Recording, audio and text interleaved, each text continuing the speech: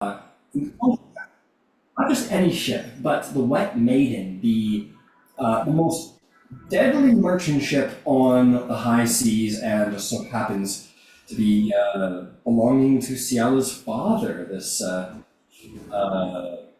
equally genasi and somewhat more old salty, uh, not quite pirate sailor, who has decided to take your contract. As you went out to begin your great voyage across the sea, you were approached by Onthar Froome and a warrior who recommended you take with him, for he was foretold to do great things and possibly save the entire land from ruin. And so Felix Rockfield has appeared, this incredibly skilled bard with a little touch of paladin to him, and apparently a great swordsman, has been sort of offered to your party, and you've all taken him taken him into your party to have him help you set things right in the Sword Coast. What day we set sailed, and as the next day arrived, an exhibition was held to see just how good a swordsman Felix was. Alas, Stroud proved to be ruthless, and barely gave Felix a chance. As per murderbot protocols, Felix found himself on his back quite quickly when opposed with Stroud. Yeah. As it turns out, not the best swordsman. But in my defense, he didn't have a sword, so. Hey, you might be the best swordsman. Shroud had a war pick, which is different. It's fair. All right, well, and with that, you guys have found yourself traveling by a spooky, shadowy island. Which Ciela did not want to go to. Which the record will note, Ciela did not want to go to. But Erebir wanted to go to, along with Felix, as it seemed that there were rare plants on the island that had potential to create teleportation circle chalk, which is a very rare ingredient. So you all hopped on your griffins and dragon and flew to the cursed island, realized you could not leave, and worse still, the longer you stay, the more exhausted you seem to get. You followed the spirits of some dead specters to the top of the mountain, where you found some dead trees, an old tower, and a no small amount of malevolent, ghostly type creatures who attacked. And terrible battle has unfolded. Wraith versus hero, Griffin versus more wraiths, and in the end, a skull with gemstone eyes appeared. A rather mysterious entity that seems to be somewhat dangerous has arrived on the battlefield. And that is where we are today, in the midst of great danger. So, we're going to go down the turn order, and we want to just have a refresher and mark everybody who is influenced by any kind of concentration, buffs, spells, debuffs, anything at all, just so that we're all fresh for the battle ahead. So, Eric, we'll start with you. Do you have any spells, effects, or anything of the like? That is, I believe yes. I'm going through all the possible things I could have going. Definitely 2 death wards on Shroud and Felix. All right. I think I'm concentrating on something else. I may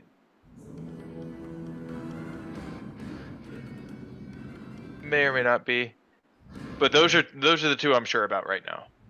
All right. Where are you on that right now? Sure. Well, you let us know if you. I'm concentrating on protection from evil and good. That's right. Felix is under the I think it's Felix. Yeah. Felix is under the influence of protection from evil and good. Very good. Okay, Shroud, do you have any spell effects or anything going on? Are you raging at all? Anything like I am that? raging. You are raging. All right, if that is all. The ghosties are just trying to pull Shroud into the earth. Felix, you have protection from evil and good and death ward. Is there anything else going on with you, sir? No, I don't believe so. Okay. Fair enough. The wraiths are just wraiths, I'm pretty sure, as far as I'm aware. Star, are you under the influence of any effects or anything of the like? Other than 1 exhaustion, but no, I'm fine. I was hidden, but now I unhid myself fighting Shroud. That's right. You would also say you still have your poison dagger, still has poison on it. It didn't. I'm being a little I guess you'd say curious. It didn't affect the ghosts because they don't have blood, so I don't imagine it would have been spent. So your poison dagger is still prepped for the next couple turns. That's well. All right, the Demi-Lich, I believe has spent one legendary action, and other than that, it is doing pretty good. Ciela, do you have anything going on? I think you have Wrath and I are clear. no Hunter's Mark? Pardon? No Hunter's Mark? No. I didn't move it. I lost concentration. Got it. Yep. All right, Aravir, do you have any spells or effects? Yeah, haste up and gift of alacrity. Haste and Gift of Alacrity, excellent. All right, that'll bring us to the top of initiative. Terrence Marigold Jr., you're on the ground. Lots of stuff's happening in the air. What do you do? I'm going to use my movement to keep climbing up, probably towards the horde of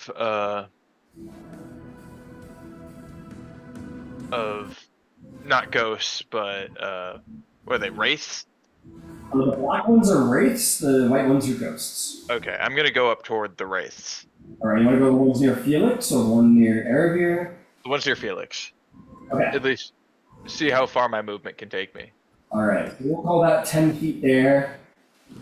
Call that another 10 feet there. And then you're moving, we'll say you're up here. Okay.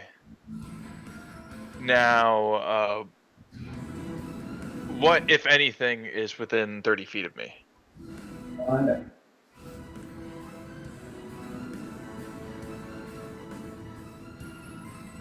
Anything in that bubble. So, all of the creatures assaulting Shroud, but they're under a bit of influence of cover because they're sort of half submerged from the ground. I would say that I'd give you the Demi-Lich, if just barely. Other than that, no other bad guys. Ciela's in range, Shroud's in range.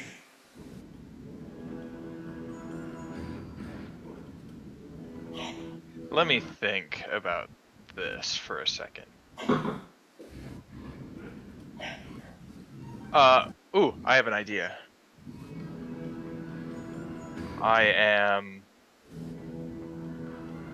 You said I can reach the Demi-Lich? Yeah. Then I will use my action to channel the divinity. Was it turn undead? Yeah. Nice. All right. Turn undead, and you have destroy undead at this point. What is the CR level of a destroy undead? Destroy undead is let's see, what level are we? At a certain level. Two or lower. Lower. Two. Nice. Oh, I'm not worried about them. I was worried about the ghosts attacking Shroud. So you grab your amulet of Chantia. You feel the power of the goddess, that raw power that she possesses, explode from you in every direction. That's a wisdom save. Yes, that is. Yeah, wisdom save DC 18. All right, you rebuke the dead for all of their evil. Wisdom save 18. Mm-hmm. You will see that the magic that pervades sort of like shoots out in every direction like a divine light, and it shoots, it hits the Demi-Lich, but almost sort of doesn't bounce off of the Demi-Lich, but it sort of like surrounds it like a hard light and an object in the middle of that hard light, and it seems to hit the Demi-Lich but not affect it. It seems to be immune. However, Shroud, as this magic sort of surrounds you from Terrence, the specters trying to pull you into the ground. One of them goes and explodes. Another one explodes. You hear some.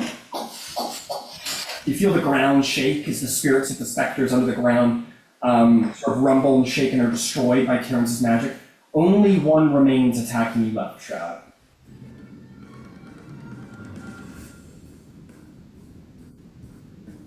Good job, Terrence. Is there anything else? And okay, how far away from the ground is this demi-lich?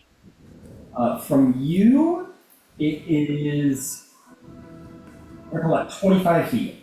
Okay, that's perfect. I think. I don't know if this is a good idea or not, but I'm gonna do it. All right. I'm gonna end concentration on protection from evil and good, and I'm going to Okay. cast Grasping Vine.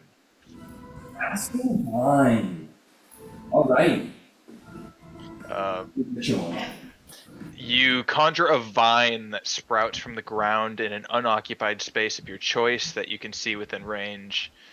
When you cast the spell, you can direct the vine to lash out at a creature within 30 feet of it.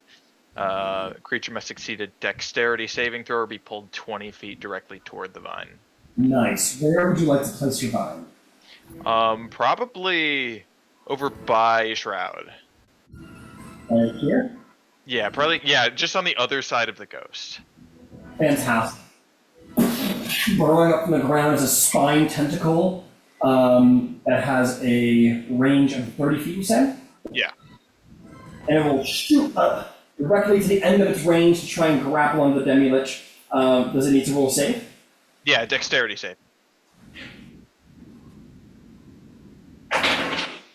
That is going to be an 8, and as it shoots up at it, it is going to use a legendary resistance to push. Or actually, oh no, I don't intentionally fail. It wraps around it and drags it how close? 20 feet. 20 feet closer to the mine. Yeah. No. You drag 20 feet closer as it splashes off, and the skull sort of spins in the air a little bit, and then sort of rectifies itself, sort of stabilizes itself. And you look up Shroud and see this enemy, and your sensors are like unclear about like its danger level, and it just sort of like, looks at you. Is there anything else, Terrence?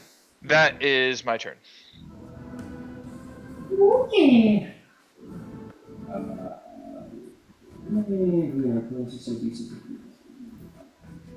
Turn. That'll be your turn, Shroud. What would you like to do? Where am I right now? There's a lot happening here. Right there, kicking ghostly ass. Kicking the ghostly ass. How far is that skull from me? Not far. You want to clamber up here? We call that 15 feet. You'd be in melee. I do. I want to do that. All right, clamber up you do without leaving the ghost's opportunity range.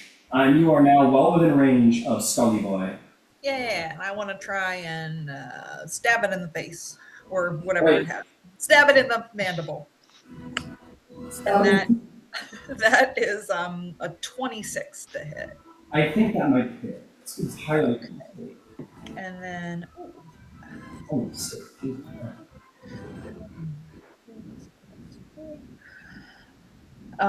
that is going to be 15 points of piercing damage. That 15 will be reduced to 7 damage as it seems resistant to bludgeoning, piercing, or slashing from natural weapons. Ew. Okay, I'm gonna keep trying to stab it. Go for it. All right, and then that is 14 plus 10, so 24 to hit. That will hit. Only some damage. I shall do just that. I just want to see. I think I'll keep that for now. 6 plus 14 points of piercing damage. All right, that'll be reduced to 7. Okay, and I think that's gonna be all for now. Yes. Oh.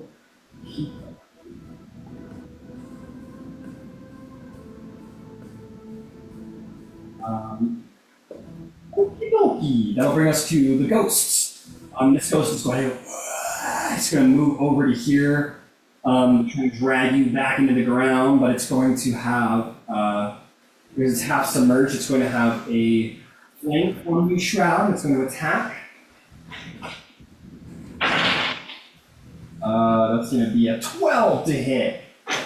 It will not hit. Oh, would have never in this campaign would a 12 have hit Shroud. All right, that'll bring us to Felix Rockfield. What do you do, sir? You are muted. Oh, Alex.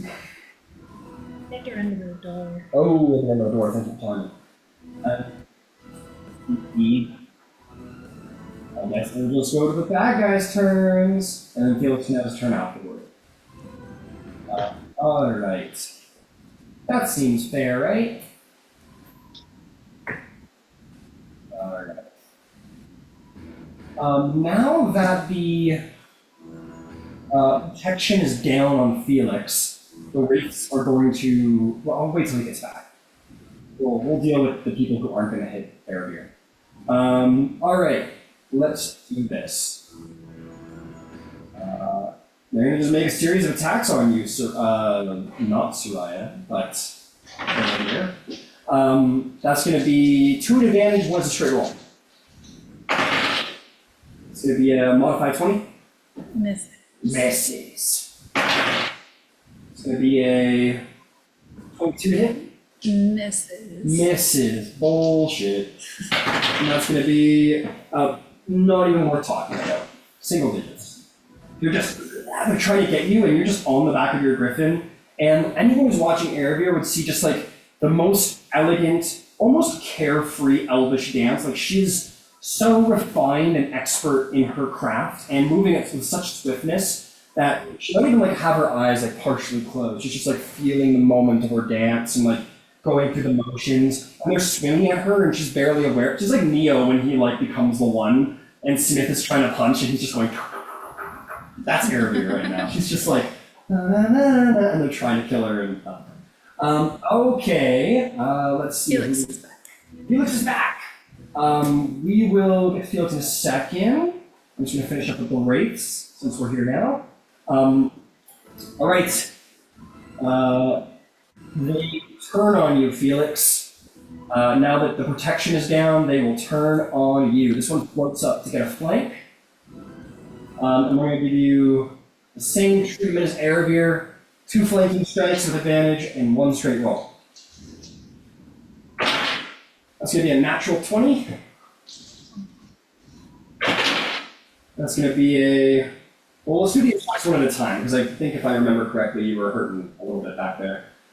I need you to make a Constitution saving throw, please. And take 24 necrotic damage. Oh, damn. That's a big fat 7. What was that?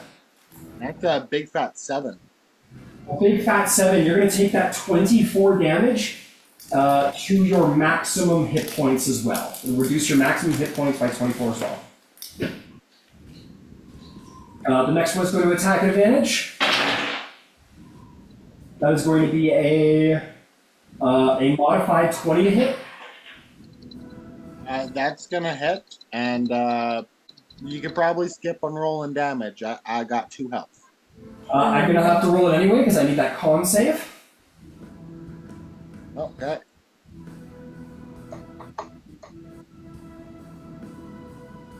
Uh, 16. 16 will save. You will not lose any of your maximum hit points. You will feel your eyes closing as death is coming for you, but then there's a plume, a spark of radiant energy inside of you, and Terrence's Death Ward protects you from that fall. And the last one will take a strike on you. Oh, so that's a natural 20 again. Again? Yeah. Bear witness. Am I close enough to do anything? about Oh, it? actually, you know what? Forget that attack, because the first attack I made would have taken you out because it was a crit and I didn't do the crit damage, which was 32 additional damage. So the Death Ward would have saved you on the first strike, the second strike would have missed, and now this one was another nat 20, so you're down at this When point. does the flood damage come in too? He's taken points off of his max. Yeah, that's true. Death So- Ward brings you back to 1. Yeah, so Felix, you would have taken an extra 32 damage to your maximum hit points as well. Oh my god. I think I'm actually just outright dead. It took you to 0, like gone? Like you don't have any max, you don't have any hit points left? Okay. No, it brought me minus like 7 or something. Okay. So Session 2 kills my character. Let's go, Ryan. I mean, That's this okay, I had campaign, 3 that's deaths like in that's session 1. tracks. Welcome to the Yeah. club. it's kind of a Hey, I'm into it. I'm a forever DM. I have like 80 other characters. Let's go. sure, go ahead. Yeah. It is close now? Yeah, 60 feet. Oh, sweet. Okay. Well, then yeah, I'll do that on one So of we might save you here, Felix. Hang on. And I'll give him the advantage because he needs it. Okay. What is... Oh man, this became very complicated. What is 16 of hit? No. No. So take back all that health, take back all that damage. Erebir ends up saving you in the end. Oh no. I think it was 24, and then I added the 36 per the crit, so none of that would have hit, including the reduction to your maximum hit points. So now, going back to point of order, the second guy would have missed, and then guy number 3, nat 20. So we're going to do that damage now. Make me a con... You did the con save and you saved. So we're not worried about reduction to maximum hit points, which is great. Oh boy. Which is great news. And you're going to take an additional 56 damage in necrotic damage. How much, sorry? 56 damage. But then Death Ward saves you. Death Ward saves you. So now you're at 1 hit point. That became a logistical nightmare. I apologize. That was... So you're currently sitting at 1 hit point. Your maximum hit point should be the same as when this turn started. You're alive on the back of your dragon. Goddamn. Yeah. Alright, Felix, it's your turn. Man, I've had characters die really early in campaigns, but this would be a first. I'm not gonna lie. Yeah, when we started this campaign, Session 1, we had 3 deaths. Yeah, chapter there was like 4 or 5 character deaths. It was crazy. I had a Furbolg bard, and he died when a kobold dropped a rock on his head. I forgot about that. Oh no. Oh, yeah. Can we even talk about the Bob Ross one? That was him, yeah. That was him. Yeah. A flying kobold dropped a rock on his head, and he died in session 1. Oh no. I was a completely different fuzzy character earlier. Yep, you were, yeah. Frost. Sure. Alright, Felix, it's your turn. What would you like to do, my friend? I just can't see the map. I'm not sure what's around me. I'll be on your side, my friend. I'm screen sharing. I think everybody else can see it. It's grounded. Basically, you're surrounded. You got 3 around. Okay. Well, I don't got a lot of options, so I'm gonna start a swinging. Alright. You can always fall back. If you disengage your griffin and fly away, they, you know. No. Yeah. So, with force movement, if I got the griffin to disengage, I can still use my action and bonus action, correct? Say that again, sorry? So I can get the griffin to disengage and then still use my action and bonus action, correct? Yeah, so on your turn, how mounted combat works is you can choose to let your mount act independently or control it. If you control it, it can take its movement and one of 3 actions. Dodge, disengage, or dash.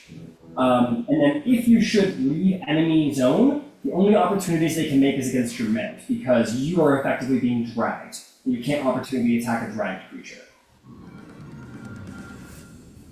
Fair enough. But if your mount's disengaging, then it can't hit your mount either, so. And you said that there's 3 around me right now? There's 3 around you, that's right. I could go after first one. That's a 28 to hit. What are you trying to hit?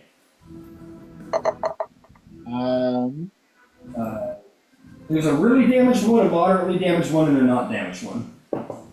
The really damaged one first. Okay, 23 will hit. So that's 18 damage, so 7 slashing, and then 11 fire. Then I'm going to smite on that. I'm going to. He's dead.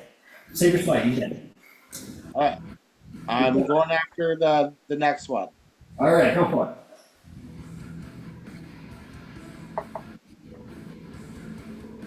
Oh, I don't imagine a lot of hits. 11 will not hit, I'm afraid to say. All right.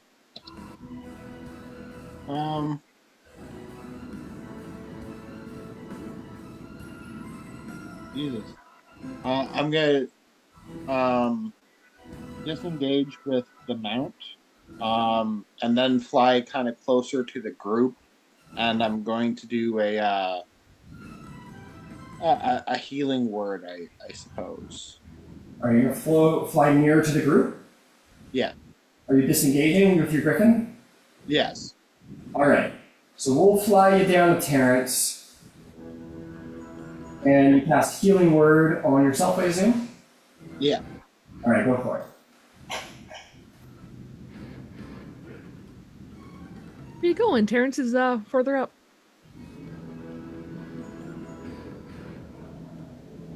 All right, that's Felix's turn. That's going to bring us to a legendary. Actually, I think it's going to be. Yeah, we're going to do Star's turn. Star, what would you like to do? That's a good question. I was helping stab ghosties, but Yeah, Is there you can still find those- those one right there. There's also Demi Lich right there. ooh, that one's scarier. Where am I? I am on a ledge somewhere. You're right there. Okay. Let's go after that ghosty. Alrighty. I can't remember. Did you enter stealth your last turn? No, I ran out of turns to go back. You can climb with ease, so that's going to be 10. We're going to call it 15 feet right there, and take a good old regular action stab against it, and possibly get sneak attack. All right, let's go. First things first. Come on, dice, be nice to me today. We begged for some forgiveness from last week. Oh my god. Will 14 hit? 14 will hit. Go ahead and roll damage with sneak attack. Oh, damage and sneak attack would be great. I don't know how close to death it is. Hang on. Oh my god. Here comes the fun part. So I need 3 dice. 4 dice. I need dice. Because of that. And I think I need 6 d6s. Alright, 6 d6s. So many dice. I should have one more. Where is it? There it is. Oh my god. Why? Like, so many of them rolled a 1. I'm not kidding. Like, 4 of them rolled a 1. Oh. So. You pick up Slasher or Piercer or something, you get to reroll ones, I think. Anyway, 3 plus 6 is 9. Then we'll just make that 1 to make it over to 10. 15, 20, 22 damage. 22 damage is the exact amount of hit points that it has, from 0 to 1. You slash it precisely and perfectly, just enough without wasting any excess energy, and you slice and dice that ghost out of existence. The ghosts have been defeated, and they are no longer in turn order. Yay! And I'll be like, Shroud, but I don't want to deal with ghosts again. I thought this was cool. I wanted to be a Ghostbuster. This wasn't what I wanted. Alright, then, What was action movement? I'm trying to think. I have this bad feeling I'm gonna miss throwing that dagger at that thing. Oh wait, What? if you hit. Could hit, and then it's gonna go after me. Fine. Let's try hitting it with a random dagger. Let's see. Alright, roll me that strike through it. Alright, come on, regular dagger. Ah, come on it. 12. It goes and bounces off with a scraper mark. Great. I'm gonna skedaddle back to my hiding place. You skedaddle back to your hiding place. No problem there. Be like, bye, Shroud, I love you. I mean, I care about you. Bye. Hi, Sean, I love you. That's so funny. All right. Is that all? Yep, that's everything. Okay. Last legendary action.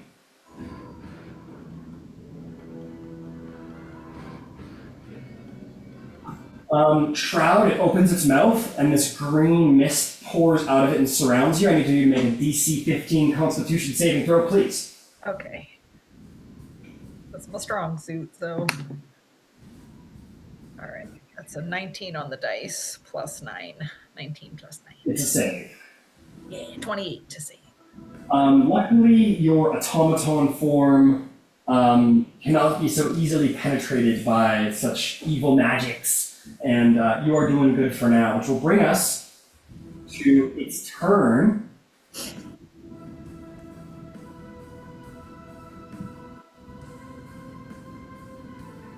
Okay.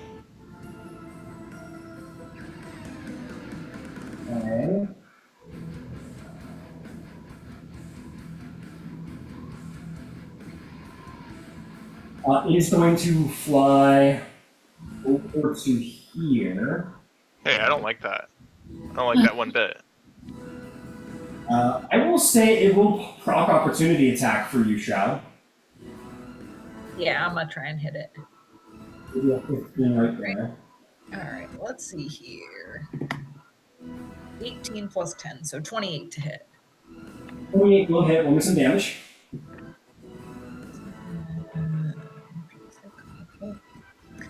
15 points of piercing damage. 15 points of piercing damage will be reduced to 7. Alright.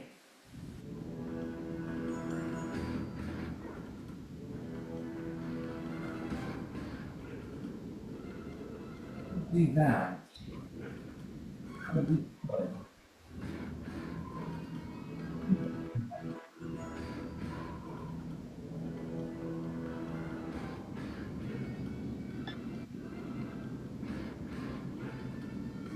Oh, I can. It's just enough. It goes down there and it reconsiders and it moves to here. And as it gets to here, it lets out this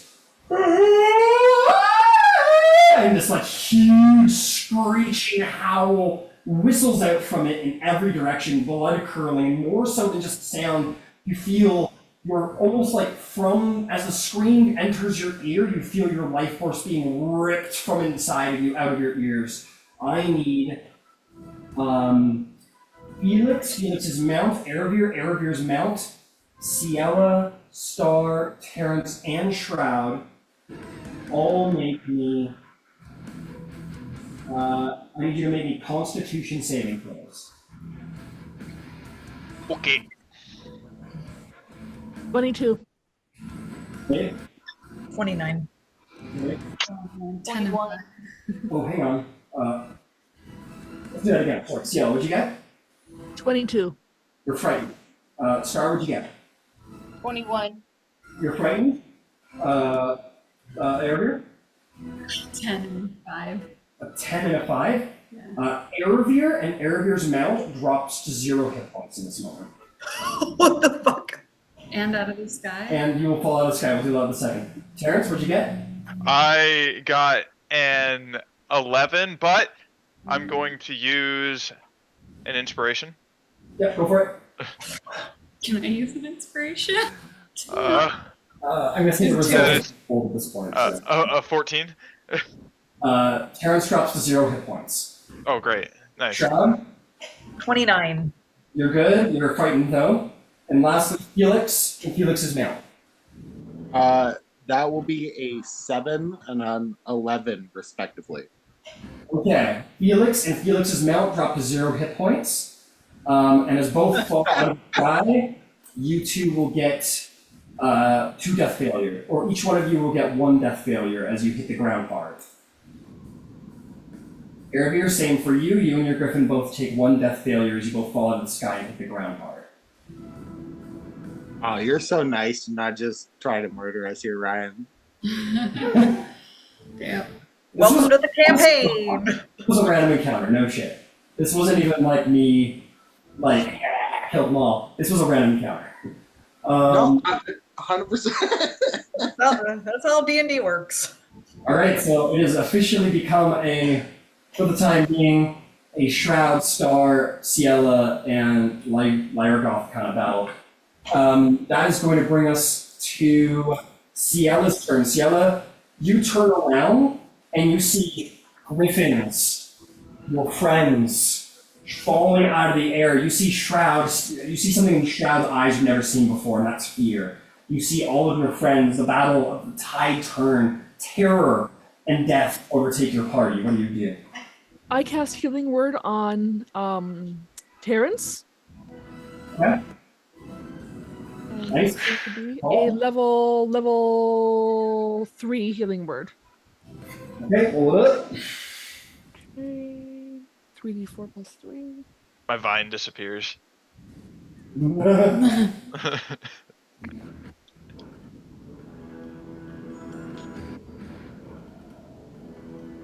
That's 11 hit points. Alright, 11 hit points. Terrence, you are awake again, though prone. And Okay. I am going to put a Moonbeam, level 3, on the skull. Alright, Moonbeam level 3 on the skull. Moonbeam That's shoots down from the sky over top of it, and the radiant energy begins to burn at the edges of the skull. It will take the damage at the start of its turn. What's that's that, Terrence? Oh, that's 2 spells. two Fuck. spells. Yeah. Oh, that's right. These spells can't do that. Okay, then instead, because I can't attack the skull without disadvantage, I'm going to take a You shot. can't attack anything without disadvantage right now, as long as it's within line of sight. Yeah, it's, Close your eyes. this is Close your eyes, you'll still have disadvantage. Instead, I'm going to try to get rid of some of the wraiths so we can clear out extra aggro. Okay. There's 2 wraiths that are next to each other. Are they within 5 feet of each other? Oh, these two up here? Yeah. They are. Oh, fuck yeah. Okay, let's go do a horde breaker for that. Alright, you got disadvantage because you're frightened, and the source of your fear is within line of sight. Okay. Even if I turn my back to it? You decide to yeah, you will have disadvantage, but you won't be frightened. That is my favorite response to that. Honestly, thank What you. about turn around? I can't see it that way. I'm simply just gonna not look at it. Because you said I could close my eyes. You want to close your eyes, you can, but you'll be blinded because you can't see your target, and you'll Yeah. still have disadvantage. Fair So, enough. if you're Okay. afraid, you'll disadvantage at that point. Okay, I'll still actually. You know what? Way better for Fuck it. I'll just shoot at the skull. Shoot the skull? Okay, go for it. With overdraw. Overdraw, sure. 13. The second one is a 15. So 13 plus 6 is 18 to hit. Your arrow bounces off the skull, no hit. No hit. You Okay. didn't beat the AC. Pardon? You didn't beat the AC. Okay.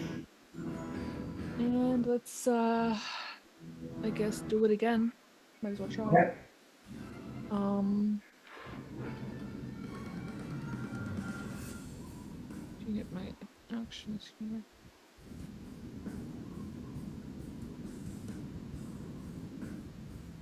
Just But, making sure let's there's nothing go else ahead. I can do. Okay, let's do it again. With overdraw. Got a 19 and a 20. So 19 plus 25. I have every faith in natural 19 will hit. Yeah, go, you're good. You got him. Let's do this here. Remember to separate the damage types, because I know you got it. Yeah. Okay, so let's start with the acid damage, Okay. which is a d6. So that's 5 Alright. plus 10 from the sharpshooter. Alright, sharpshooter piercing, go for it. Sharpshooter piercing is a 9 plus 3d8. Sorry, 9 plus 8 plus 8. Damn good hit. How much? Let's see, 25. Plus the modifier for that is. Oh wait, no, I'm looking at the wrong thing. I'm sorry. 25 piercing damage. Let me look at this again. 1d8 times, no, yeah, 1d8 plus 5. I'm sorry. So that was a 9 plus 5, 14 piercing. I'm sorry. 14 piercing is going to be reduced to 7 piercing as its resistance. Okay, so what was that total? It was 14 plus 4 is Be 24 plus 12. acid damage was 5. So 12 total damage. Okay. Okay. Is there anything else? Movement? Movement, I'm gonna get a little bit farther away from the skull in case he tries to pull that shit again. Fair enough. You want to just take to the brush? 15 feet away in the brush. Okay. 15 feet, you go over to just like the edge of the stones near the brush. Yep. All right.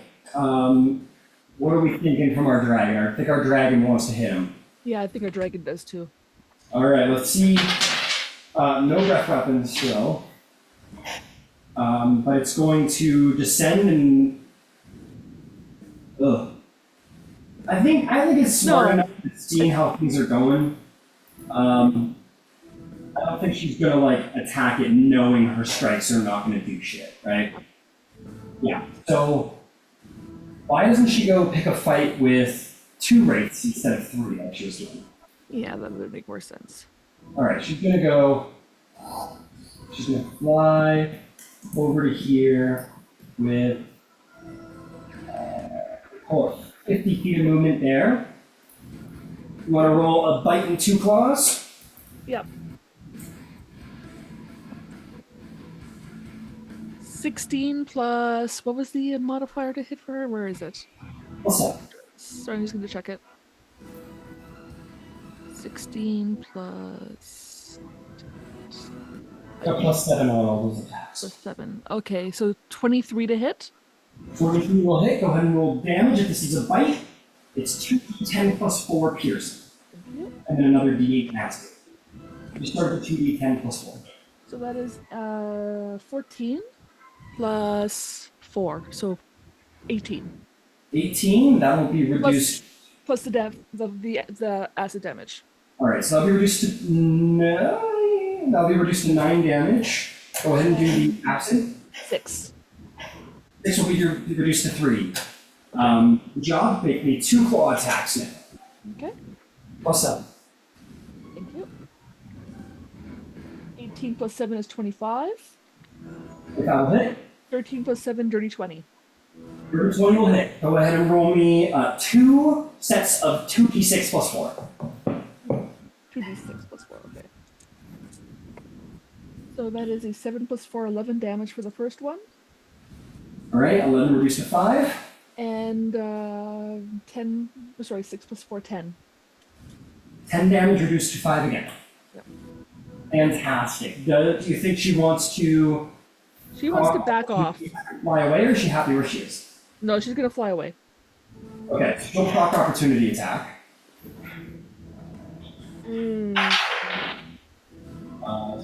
will not hit with a 13. Oh, thank God. She's going to take her. She's 50 feet. She's going to take her 30 feet and fly. Make it 40. Make it 40. She's already used 50. She's Oh, 80. that's right. Okay, never mind. So she'll fly 30 feet back around this way, sort of. All right, that's going to bring us to.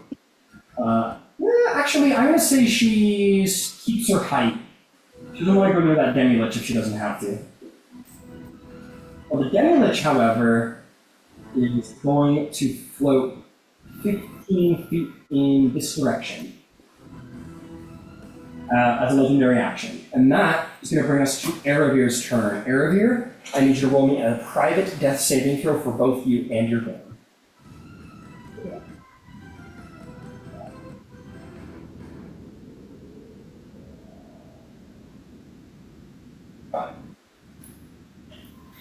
Okay, that is going to bring us to. That's going to bring us to another legendary action from the Demi-Lich. Demi-Lich is going to perform another energy drain. Green mist is going to flow out and around the Demi-Lich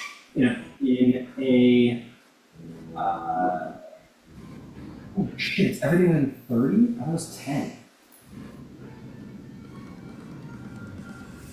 Wow, that's fault. Okay. because he wouldn't have moved if that was the case. It's going to perform an energy drain. I need a con save from.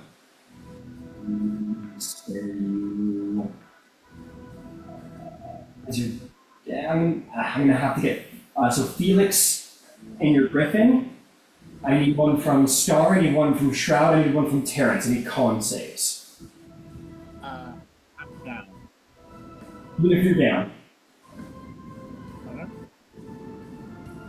I believe when you're down, it's an automatic fail, right? Nope, that's for strength and dexterity saves. Your body will maintain its constitution even while you're down. Oh, cool. I thought I'll doomed in that moment. A 13. 13, you are going to take 11 damage to your maximum hit points and a death hit.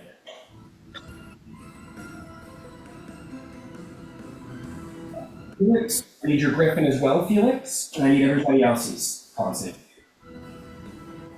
24. You aid 28 negative effects. 18. 18, you're good, Shroud. Wait. Well, that was. Star, sorry, mix up your names. Felix, how'd your Griffin do? Yeah, I'll say I got 24. Yeah, you're. The Griffin got 19. What was that? 19. The Griffin got 19. 1-9. Right. Griffin's just fine then. I just need Terrence now. What'd you get, Terrence? 15. 15, you just saved by the skin of your teeth. I got some people, but not many. Okay. Also introduce it from us and oh yeah, it just reduces your hit point maximum, that does. Okay, that will bring us to. So actually, my apologies, Felix. You don't take a death failure. You just lose the maximum hit points. That's all. So yeah. Okay, that will bring us to Terrence. Terrence, your life has been returned to you by the grace of Ella. What do you do? Am I within 30 feet of either Erebir or Felix? You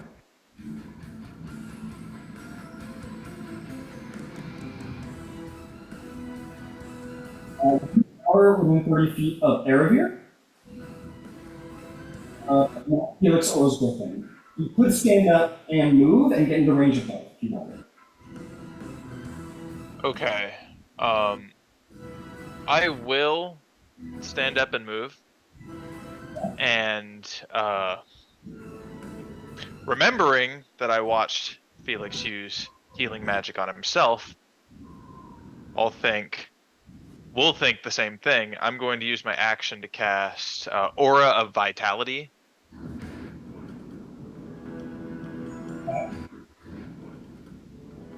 And then I'll use my bonus action to activate it. Healing energy radiates from you in an aura with a 30-foot radius. Until the spell ends, the aura moves with you, centered on you. You can use your bonus action to cause one creature in the aura, including you, to regain 2d6 hit points. Good. So you stand up and use all of your movement. You are going to, I'm going to say you're not in melee with the Demi-Lich. We'll say that there's a nice little 5-foot space between you two and a little buffer there. And yeah, your vitality will hit Erebir and Felix. I just want to check something because I missed Erebir hiding in the bush over there. Her dead body. It only affects one creature. Got you. Erebir, I do need a con save for the Demi-Lich's effect. I just see it. 11, you would have lost 15 to your maximum. Reroll 1. Well, no death failure, it's just nice. Okay, so Terrence, you activate your Aura Vitality. Who's getting it? Felix. Felix. Alright, Felix is getting how much? 4 hit points. Felix, you are live with 4 hit points. That'll bring us to, well, is there anything else there, Terrence? I used my movement, I used my action to cast the spell, and I used my bonus action to use the spell. So that's it. That's all I got. Understood. Shroud, you're up, my friend. There's a mean-looking skull staring at you. What do you do? Well, What? I want to stab it, but is there any way that I can try and like fight the frightened condition or resist that? Uh, Or no, Close it your just eyes. Close your. well, swinging at nothing. so here's the issue with that is that, like, it says you can't move closer to the target you're fighting. Yeah, I can't move. I can't do shit. That's why it's not in While melee. it's inside. Well, it says you on tackles while it's in sight, and then it says you can't move closer to your target. So if you close your eyes and know you're moving closer to it regardless, you still move closer. You can fight the frightened. There's nothing you can do. Unless you've got a magic spell or some special condition, you can't fight the frightened. Okay. Yeah. End of her turn. Hey, but I will remind you, Shroud, you have a pretty cool flying sword. I do. So we haven't used that before in battle. So what? So I already have Dragon's Gleam out. So what does it take to switch out my weapons? Is that like that's not a free action, is it? If you look it up. Alright. Sword. Okay, you can use a bonus action to toss the sword into the air and speak the command word. Obviously, you need a spare hand to do so. So, you know what? I'm gonna give you Alacard coolness, and I'm gonna say fuck it. You don't need to actually toss it. It's a magical sword. It flies. It's literally what it does. So if you want to say a command word, which will require Shroud to use words, that was my secret all along. If you say the command word, it will like fly out of its sheath. I mean, that's how it works. Okay. All right. Then I am going to use my bonus action then to do that. Okay, you use your bonus action, you say the command word. What do you think the command word is? I was gonna say, I was like, did we agree on what the command word was? No, you get to pick. Ooh, I don't know. Think of that. Yeah, I'll try to find you a cool word. I was gonna say, let's think of I'll have to noodle on that for flair. Let me get you a cool word. Okay, your command word is Karen, just Elvish for blade or sword. Karen. Okay. Karen. Yes. So they will speak that, and I'll use my bonus action to toss it. What? All right, so you say the command word. Yep. It flies out of the sheath. It can land anywhere within 30 feet of you. I assume you want it in melee. Yes. Yeah. All right. It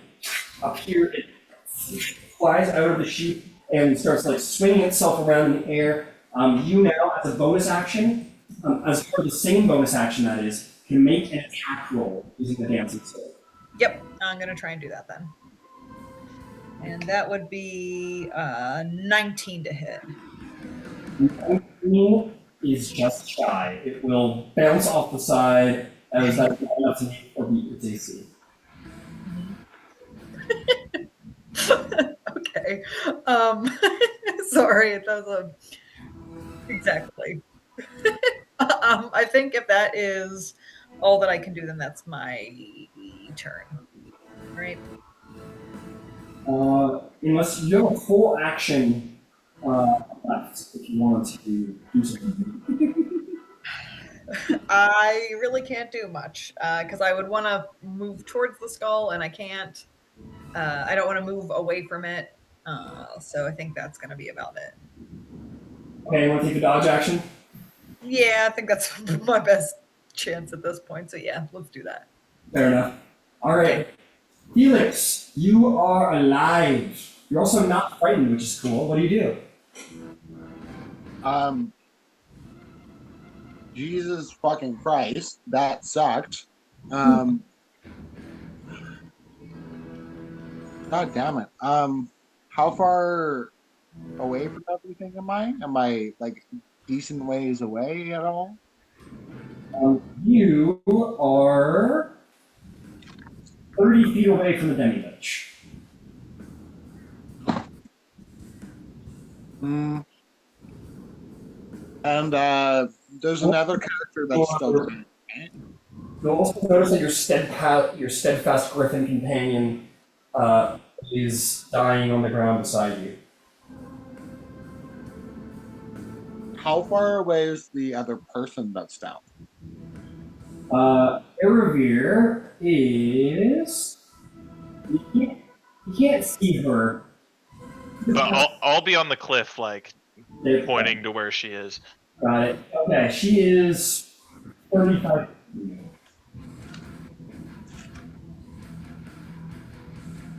Um,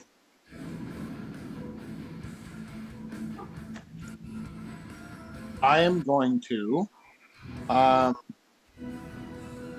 of like stand up and kind of limp towards Air. Um, I'm gonna say, uh, your dance is not done yet. Get up. I'm gonna cast Healing Word. You need to be able to see her in order to cast healing word. You can see. Oh shit, you can't. How close do I have to be to see it? Or like, I just can't really see very clearly on your screen. You can see my feet. This is line of sight. But So you need call it 5 feet. I'll say 5 more feet. You can peek over the side and see her laying there. all right. So as I kind of get up, this like divine rage just fills me. I sit up and I'm going to use a racial ability called Radiant Soul. There it is. Oh, that's cool. Okay, so you guys, so Omgar Froome said to you all when you first met him that he was promised to like save the world. He was promised to bring about a great peace or something like that. I don't remember exactly what he said, but apparently this guy's prophesized, whatever that means. You understand in this moment, as none of you have ever seen an angel up close, other than one in the woods. But that was a dog, as far as you could tell. You see Felix sprout wings from his back and begin to gleam with a radiant light and fly up in the air, certainly close enough to see Erebir in his wings. So I'm going to cast the bonus action Healing Word. It's All right. gonna be second level if I can get to it. Sorry. That will be 12 healing. And then I'm going to kind of fly like not like straight up, but kind of like out a little bit, trying to like build a little bit of range between myself and the like demi-lich. If that makes sense. All right, you have 5 feet left, so you can do this, but you've got 5 feet left. Okay, fair enough. I just kind of fly like diagonally up and away from it. Understood. While you fly away to the best of your ability, no problem. Okay, good job, Felix. That will be your turn. I do need a private death saving throw from you for your griffin.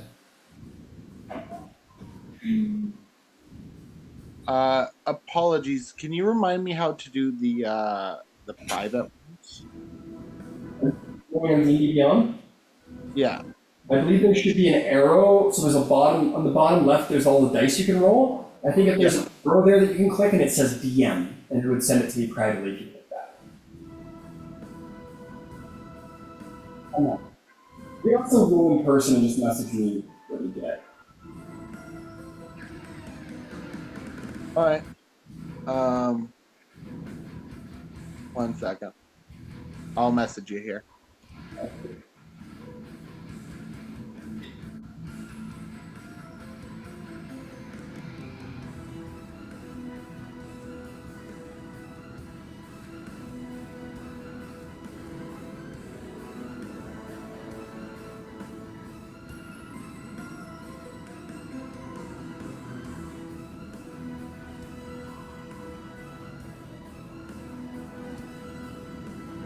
Send to you in chat.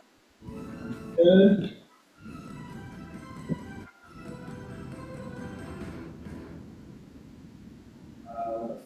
Not worry about doing Oh, in the Zoom chat. Sorry. Yeah, I got it. Thank you. Okay. Okay, Felix, well done. Great turn. That'll bring us to the wraiths. Alright then. Big old bird. Those have been taking arrows from you. I think they're going after you, Miss Seattle. We'll go after you. This one I think is going to stand in the Demi-Lich's way. I think this one's going after the dragon. Like so. This one's probably going to go after the dragon too, because bully is the best way to. I think this last one will go after Shroud.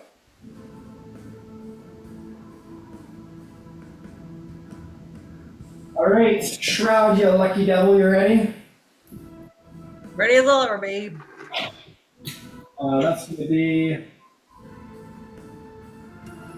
18 hit. Was it? 18 hit. I don't think so, no. I don't think so either. Okay, we will come to Ranger and Ranger Friend. So let's start with the dragon. Action. First one is going to be a 22 to hit. Second one is going to be a wildness. Alright, Ciela, I need a con save from Lyra Goth.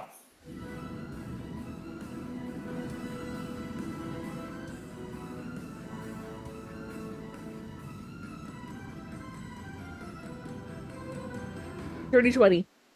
That will save, but Lyra Goth is hurt in a serious way. Her wings are barely beating, she's barely maintaining altitude, she is on death's door. That brings us to your wraith, Ciela. To attack against you, each have advantage. A wildness, not even beating single digits. And a 22 to hit. That hits. I need a con save from Ciela. And we'll take 17 necrotic. 21. Save will only take the 17 necrotic damage. Okay. Alright, them's the wraiths. Star, it is your turn. What do you do? I am frightened, right? So I can't actually hit him. You can, you just have disadvantage. You can't move closer either. Okay, I can't move closer. But all I can do is throw dagger. That's true. You can Your throw bow? a dagger at it. Oh, right, I forgot about the bow. Oh my goodness. All right. I guess that's gonna take one turn to change my bow. So I'm gonna use my crossbow, and I will only have one turn, and hopefully I can hit him. Okay. Cross our fingers, everyone. Oh wait, I gotta roll twice. 7 Okay. plus 9 is 16. It's not gonna hit. You shoot the crossbow, but it's too small a target, and you shoot by it and it misses, unfortunately. Yeah. All right. I'm gonna skedaddle away. Alright. Yeah, skedaddle away. Where are you going? You got a bonus action as a reminder. Oh, bonus action? Well, no, because I changed the bow. That's true. I'll say a bonus action to do like a double swap in one turn. Or, no, I say, oh, well, you drew a regular dagger. Well, yeah, okay. Bonus action to redraw. Go ahead and yeah. How far are you going? Where are you going? Just as far as I can from the ledge. I'll go around the corner, just further away. Right there. Yeah, I'll just skitter around the edge there and be like, "Yep, I'm good." Understood. Understood. Okay, that was going to bring us to the Demi-Lich's turn. Oh no! Oh yeah.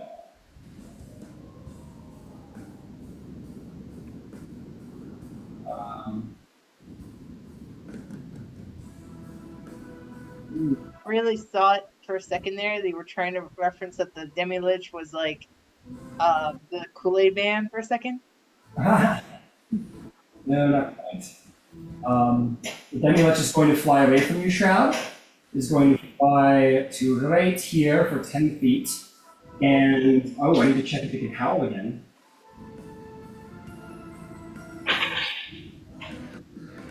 No. Instead, it is going to, there's two of its teeth are going to explode in its mouth, and rays of energy are going to hit Terrence and are going to hit Felix. I need Terrence and Felix to roll me Constitution saving throws. Sorry, hitting Terrence and who?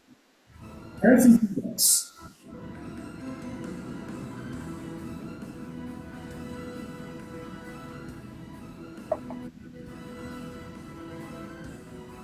Crit success. Nice. 6. What happens to you? However, Terrence, No, Terrence. you are going to take 17 points of necrotic damage. And I am back down again. All right, how much health Oh, did you shit. have left? I had 11 points of. You mean total? Yeah. How much did you have total before he took you out? I had 11 points. Yeah, 11. My max was 83, and then I got instantly brought to 0. Yeah. Yeah, no. I meant how much health do you have? So before It was 11. 11 health. Okay, Yeah. cool. Yeah, Thank you. yeah. It's going to regain that 11 health from you. It'll seek that magic from you, and it will steal it and take it for itself. And you will be back down to 0, my friend, and your aura vitality is gone.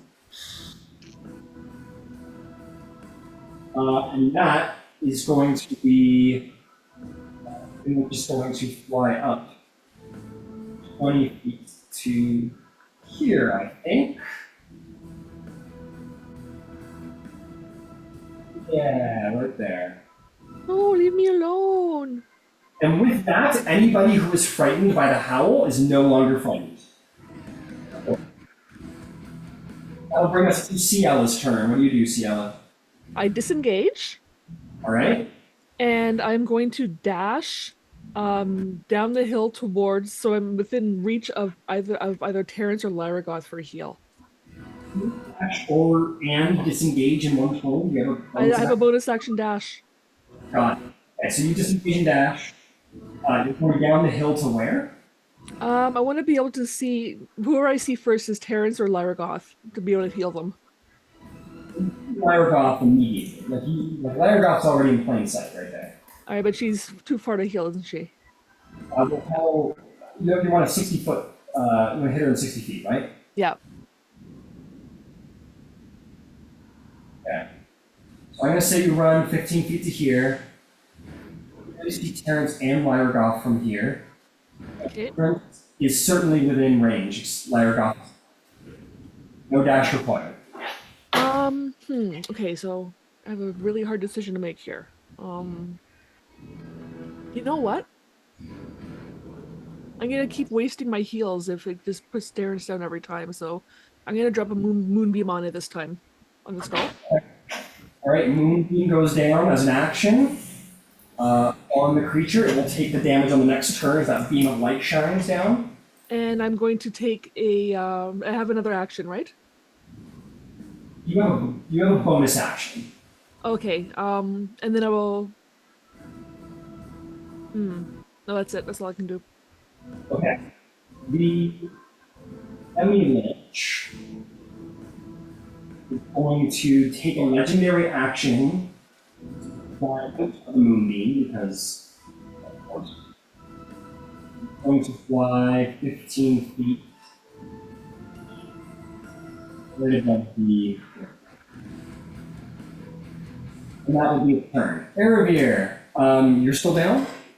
No, You're I'm healed, so you're up. healed. I'm up with 12 hit points. Is your blade song, your haste is down, we're not worried about the lethargy because that would have happened while you were down. What about blade song? Okay.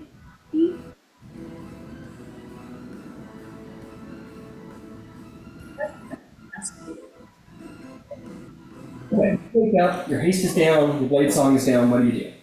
You also see the demi-lich floating about 15 feet above your head. Yeah. Come on, wizard. Helios is still down. Helios is still down. So if I get Helios up, then can I like combine our turns kind of and like Yeah. count and then it We'll have to stand up, and then you would have to stand up, and then you have to. So there's no movement for you because you gotta half stand up, half movement mount. But Helios can half movement stand up, and then move to you for you to mount, and then fly off. Okay. I gotta get the fuck out of there. Okay. So you heal, stand up and heal Helios somehow. Yeah, I'm gonna try to. Can I use my action to get in push? You do, but Helios is like up on the ridge there, so you wouldn't mount this turn if you made your way to Helios to kill him. I can't reach him to mount anyway. Yeah, you can't reach and mount. You can't. Yeah. No.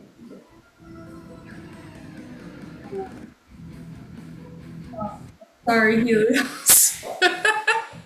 I don't want my mount to die. But I don't know what else to do. I gotta get out of there. I don't know. I'm so sorry. I don't know what the fuck to do. Well, up for half movement. Yes. Yeah. Pointing out that the longer the demi-lich is alive, the more people are going to lose hit points. I know it's gonna fuck us And up. you also are a wizard who can't heal much, so. No, I can't. Go for shit.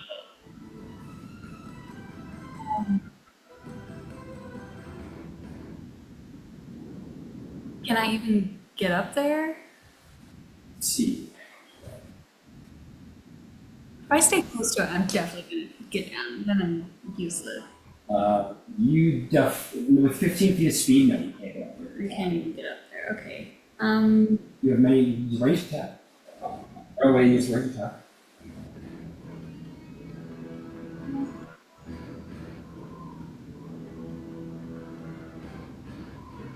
Bonus action.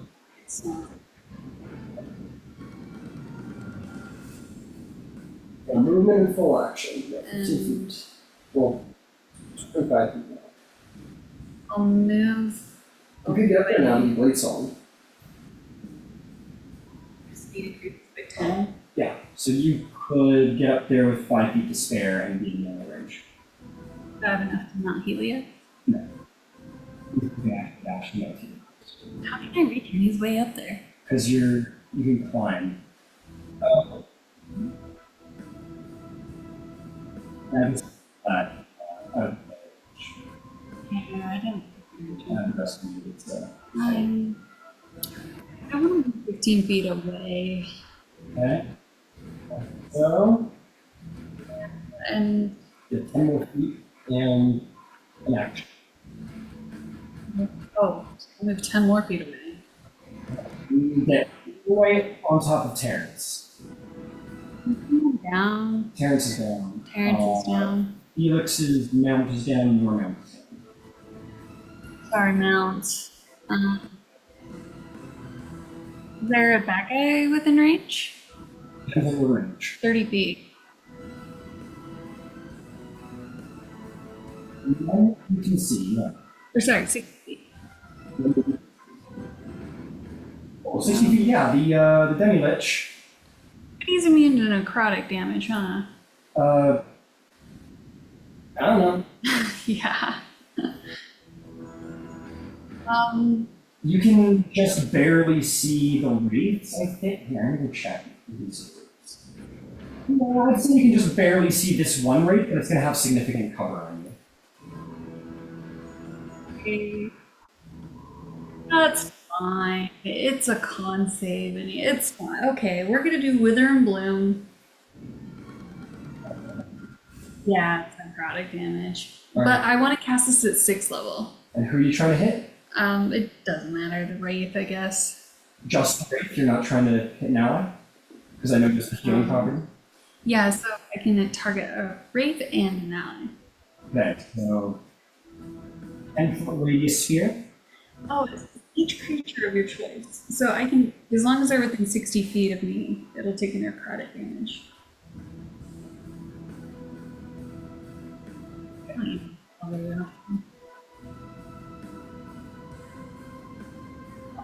No, 10-foot I'm radius so sphere within sorry. 60 feet. Yeah, so I can cap it. Drop all that. I just want to get Terrence up. That's my goal. So I don't think I can hurt anyone, but I will work on getting Terrence up. And I want to cast it at 6th level.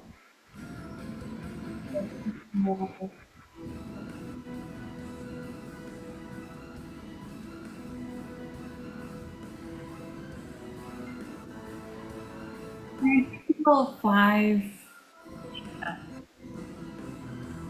It's been 5 hit die plus 9 to get up. Oh, yeah, so 5d8.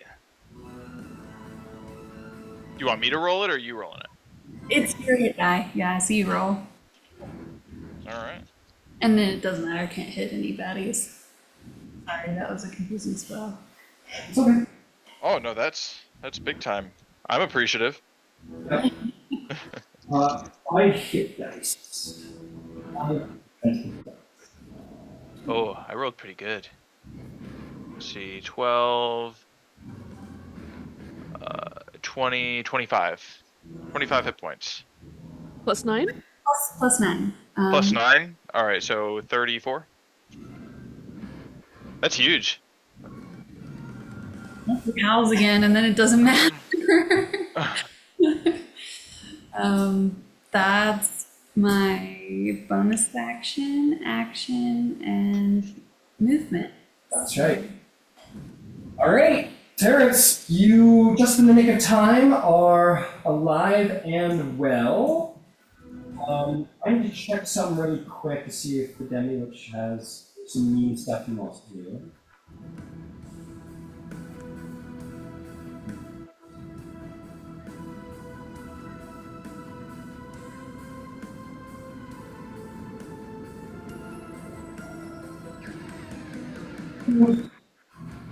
He moved. Menacingly. Menacingly. Looks across the battle, that's all.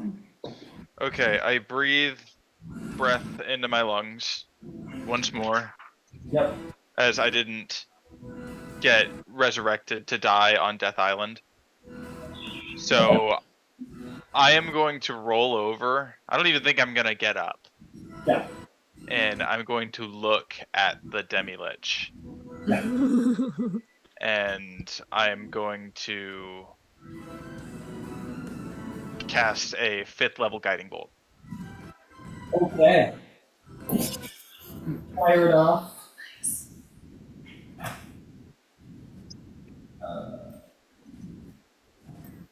That is a 24 to hit. 24 does not hit. Go ahead and roll damage. That is 8d6 radiant. Go for it. Love that. Holy shit. Guiding Bolt is fucking insane. Like, god damn it, clerics can do some whoop ass.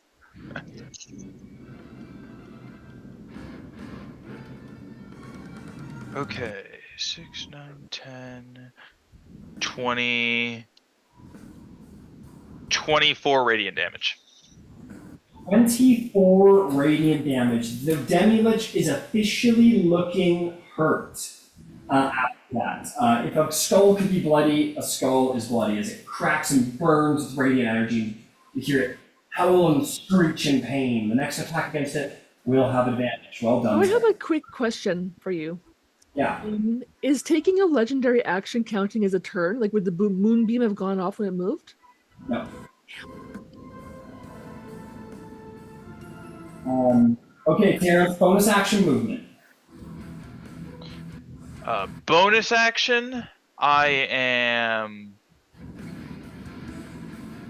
don't think I have anything I want to do right now. Movement.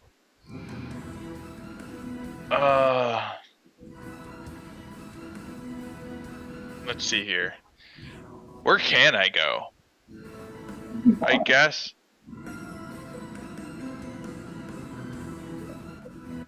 I'll stand up. That's fine of me to do. All right. But I don't think I'm gonna go anywhere just yet. I'm just gonna stand my ground. All right, you just stand your ground. Is there a bonus action? No bonus action. Okay, we're gonna take Lyra Goth's this turn now. Ciela, Yeah, that's Lyra Goth is fucking hurt. What is Lyra Goth doing? Disengage and get the fuck out of Dodge. Lyra Goth also has her breath weapon back. Oh, does she? We're still gonna disengage and get the fuck out of Dodge. She's gonna just fly 80 feet this way. Yeah.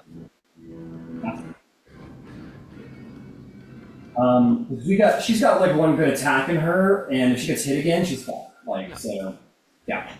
That's gonna bring us to Shroud's turn. Shroud, you are no longer fighting. You got a wraith on your back and a sword floating in the air. What do you do? Where's the? Can I make my way towards the demi-lich? You can, but you'll proc an opportunity attack. That's fine. I don't care. Of a luxury. All right, you get to here. It'll take that opportunity attack. That's going to be a lot. So that's going to be 22 to hit. Yes, that hits. I need a con save, please. That is going to be. Where's my? 23. 23 will save. You will take 21 necrotic damage. Okay. Armor and your cogged metal parts rust and disintegrate beside you. You move closer to the English, that's 10 feet closer. Do you want to move closer? You said that was only 10 feet of my movement, right? That's right, but that gets you that's 10 feet directly towards it. Yeah, can I start to? It's just like, is it just floating in like midair, right? Yeah, it's just floating there. If it leaves 30 feet of you, it will just fall to I think it will fall to the ground or it'll come back to you or something like that. But currently, you are close enough that your sword could shoot and attack it. Okay. I'm just trying to see like how close with my movement I could get to the freaking skull boy.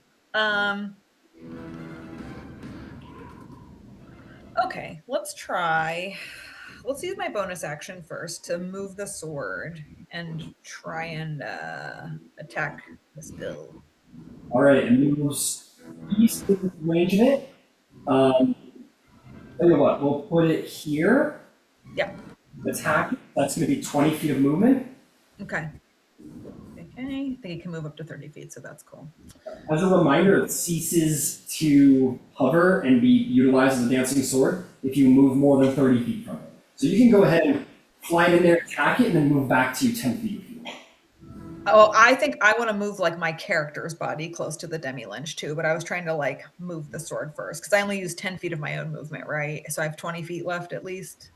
Yeah, that's right. You can drop down there for 10 feet, move around the moonbeam for another 10, you get to here. Yeah, okay. You'll be there. Okay. So I will use, that same bonus action what I used to move the sword to try and hit it. Go for it. I'm getting really frustrated that I can't hit it myself. That is going to be a 27 to hit. Most certainly will, making a dancing sword strike. Okay, and that's going to be...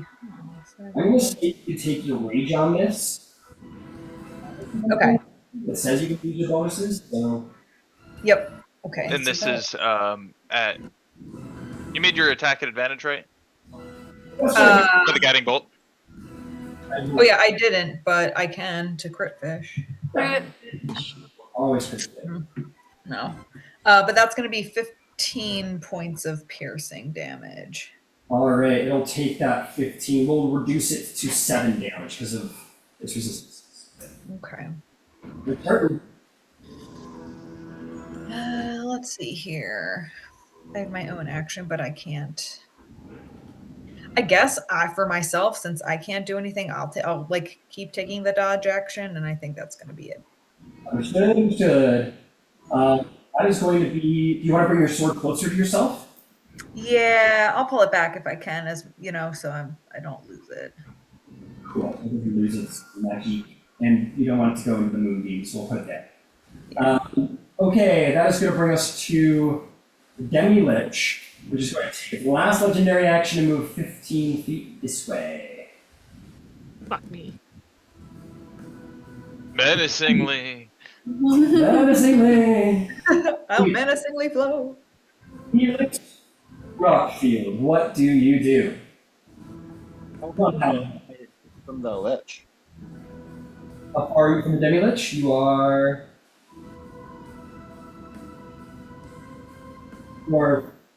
30 feet from it, or so. Is there any people that are down? Are there any people around? Yes. No.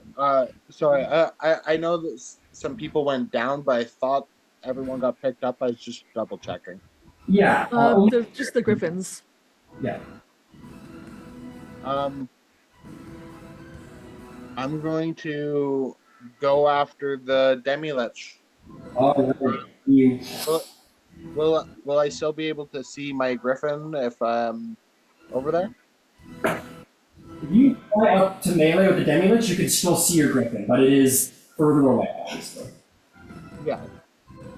We're in melee with the Demi Lich.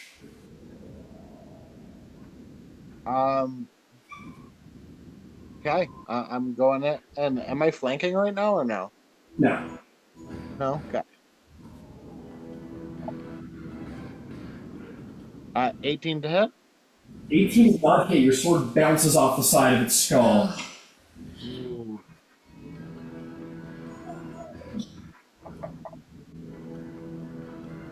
$21 to hit. 21 does hit. Go ahead and roll damage. So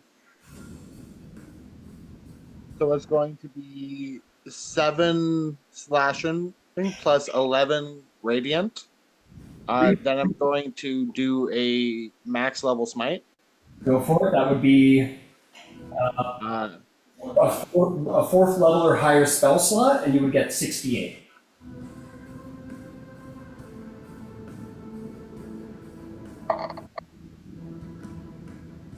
uh, 32 radiant. How do you want to destroy the Demi Lich? Yes. Oh Jesus. He kind of like it's up. He goes into this divine rage. He sprouts these wings and he's over and just with this an immense swift and just like it hits it right in the temple, and I just want it to just like with like a spark of divine light just separate cleanly in two and just fall. All right.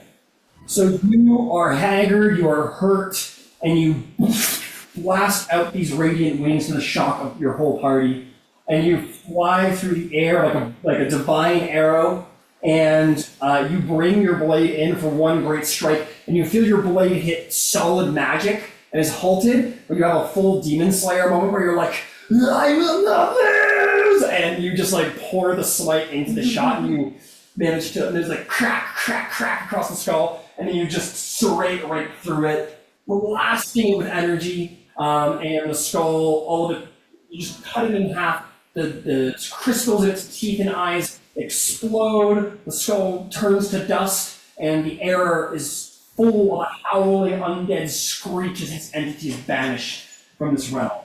And all of the other wraiths scream in terror for the defeat of their great master, and they fly away in a torrent and descend down into the earth to evade fearfully your wrath. And with that, the combat is over. But we will maintain initiative because we have some griffins down and we need to do some triage. So, wraiths just go, these guys are so fucking scary! And they run away. Full dash action, 160 feet away. 100 feet away. Yeah, same with the griffin or the wraithful over here. 20 feet. Doesn't want that smoke. These two up here don't want that smoke. They leave. They die.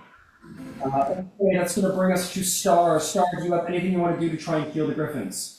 Could I still take my bonus action? Sorry. Oh, yes. Sorry. Yeah, go ahead, Felix. My apologies. Well, I'd like to cast Healing Word on my griffin. You are certainly in range, so go ahead. Go ahead and roll it. Your griffin is alive and well once more. All that is remaining is air of news. Star, do you have anything you would like to do to try and heal?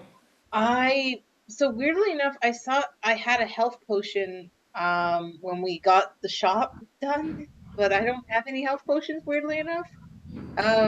Don't worry, Ciel's got this. So I'm just gonna come over and be like, it's okay, Birdie. I don't have any health potions. Right. Sticking your hands in your pockets and you realize there's a hole in one of them. It's like, I don't have any potions. Hope you don't bleed out. You just scramble over the rocks with like feline agility and dash, and you go, it's okay, Birdie. I'm going to take care of you, Birdie. And provide no aid. Stella, are you going to do anything to help Erevir's griffin? Yeah, I'm gonna heal it for 9 points. You drop the moonbeam. Yay. Yeah. Alright, with that, we can exit initiative. Both of you healers, go ahead and roll your health for the various griffins. Thank you, Theo. So 9 from Ciela to Erevir's griffin. What did your griffin get, Felix? 11. 11. Alright, we're officially out of a very spooky combat. And I gotta say, now that we've ended the combat, I hope this fucking chalk is worth it. Well, we might need it to get back now. Can any of you can anybody in this party cast teleportation circle? I can. You can. Oh, Yeah.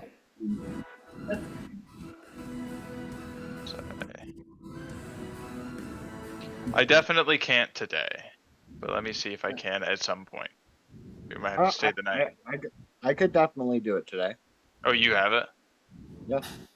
Very convenient. I could actually cast it twice today. Well, we have to find it first, right? Alright. With that, combat is over. I will say, despite the wraiths leaving and sort of tunneling themselves into the ground out of fear, the island still remains quite spooky and quite cursed by the very feel of it. But more precedently, hey, you notice that this sort of nerdy knight guy is a literal angel. That's worth noting, I think. Oh yeah, I thought you were human. Terrence, you're back to 1. I thought we had something. Ciela's gonna call Lyragoth over. Argoth flies down and just like across the ground, is like barrels in, and it's just like laying on her belly, just like doing heavy breathing thing. And she's getting a 4th level healing word. Sweet. we can't stay here. Should we go to the tower to see if there's a way off? 3, 4, 5, 6, 7, 8, 9, 10. Let's wait till everyone's healed. Be 13 healing points for Lyragoth. 13 points, she'll take it.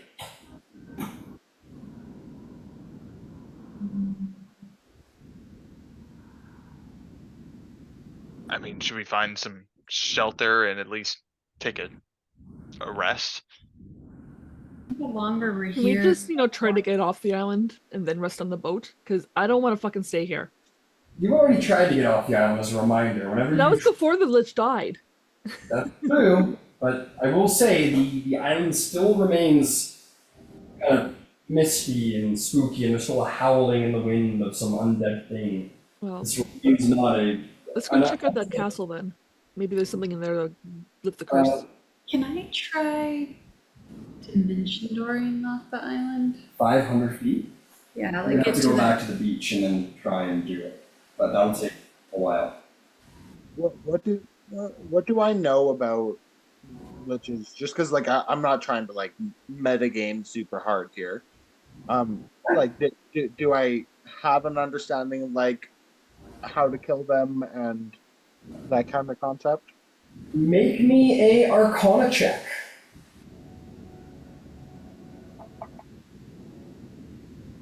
At 12. A 12. You are aware of what a demi-lich is, but not too much more. Demi-lich are basically like, so you know what liches are. Liches are evil wizards who are masters of necromancy, who have transformed themselves into something unholy and evil to gain immortality. Demi-lich is what happens to them when they don't kill enough people. And that they just basically become like not quite as powerful as they used to be, still conscious, but just sort of only like a shadow of their original power. So that's what a demi-lich is, but you would also know that they're remarkably hard to kill. More than that, you do not know. I can try to teleport us off the island one at a time. Well, I can most certainly get us out of here if we can get the chalk. I think we not make this trip in vain. We quickly gather what we need and we leave. I still Yeah. want to check out the castle to see if there's maybe something that can break the curse on the island. Now, yes, absolutely. I was going to magically contact the captain and see if I could warn him to not send additional people in before we get out. Oh, he won't. He did say that. He said, you guys were like, keep going, we'll catch up with you. Yeah, well, there's probably a chance he'll come back for his daughter. Maybe. Show up in 24 If hours. we're gone for too long, if we're gone for a whole day, but it hasn't been that long yet. We can send him a sending. I'm gonna cast sending. You cast the spell, and just to save time here, there is like, you get like this sting in the side of your brain, the spell ends. It doesn't seem that the spell seems to work well here. Oh boy. It seems like magic is blocked somehow.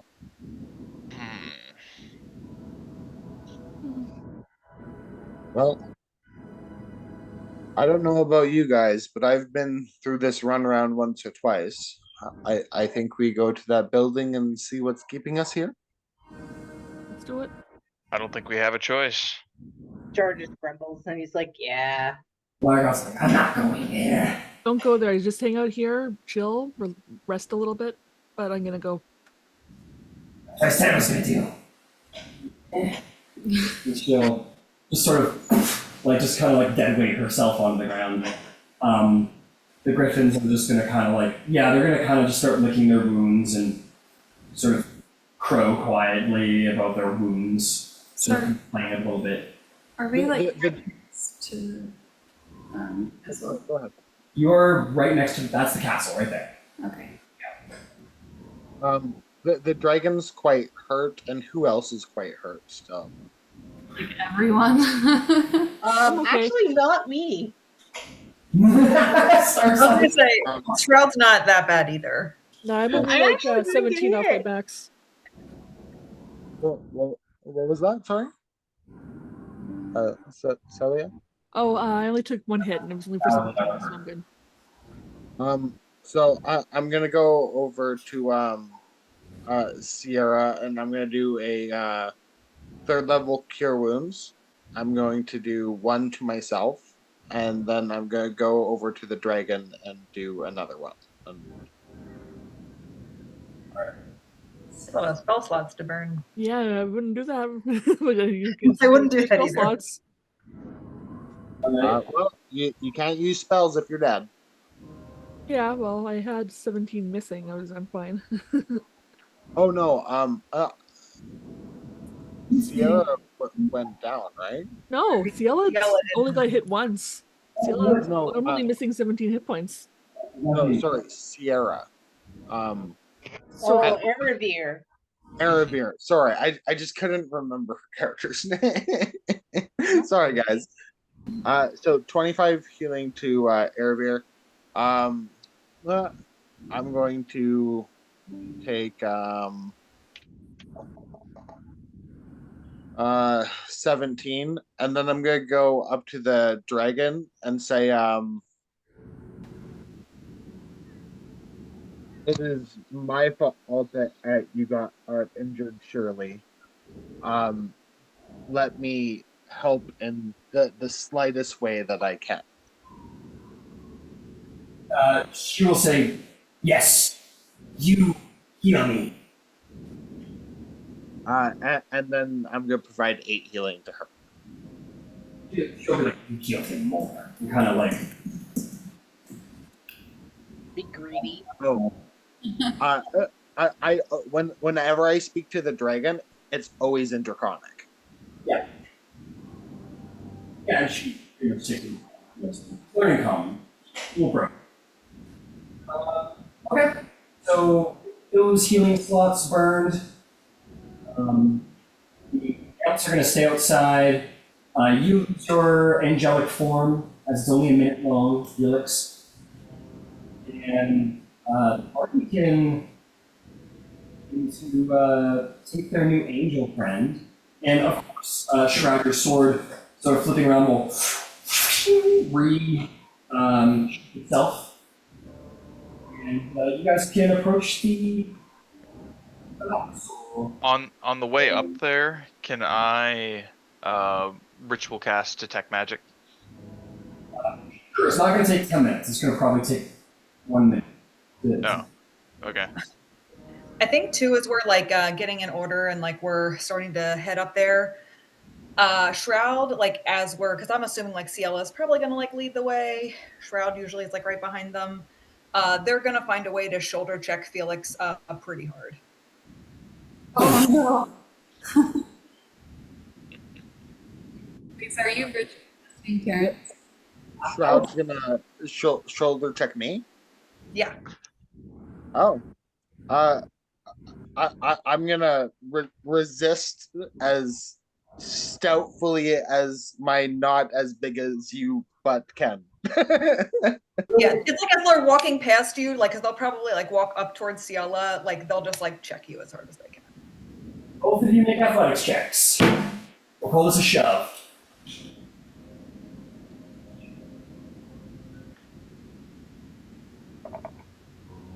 29.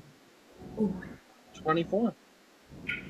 You are as stout as you possibly can, Felix, but Shroud's metal war forged body is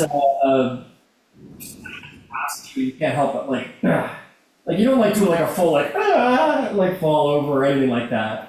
But Shroud still sort of like gets a big bump out of you. I just kind of like nod my head as it is, and like I think I look at Star and kind of like raise my like eyebrow out kind of questioningly, seeing if like this is normal. Give me a shrug, like, I don't know what that's about. This is the most life I've seen out of him. As you approach the door, I'm going to say more time has passed, and I need another con save from everybody, including Mouse. It has not been an hour. It's, It has not been. Oh my god.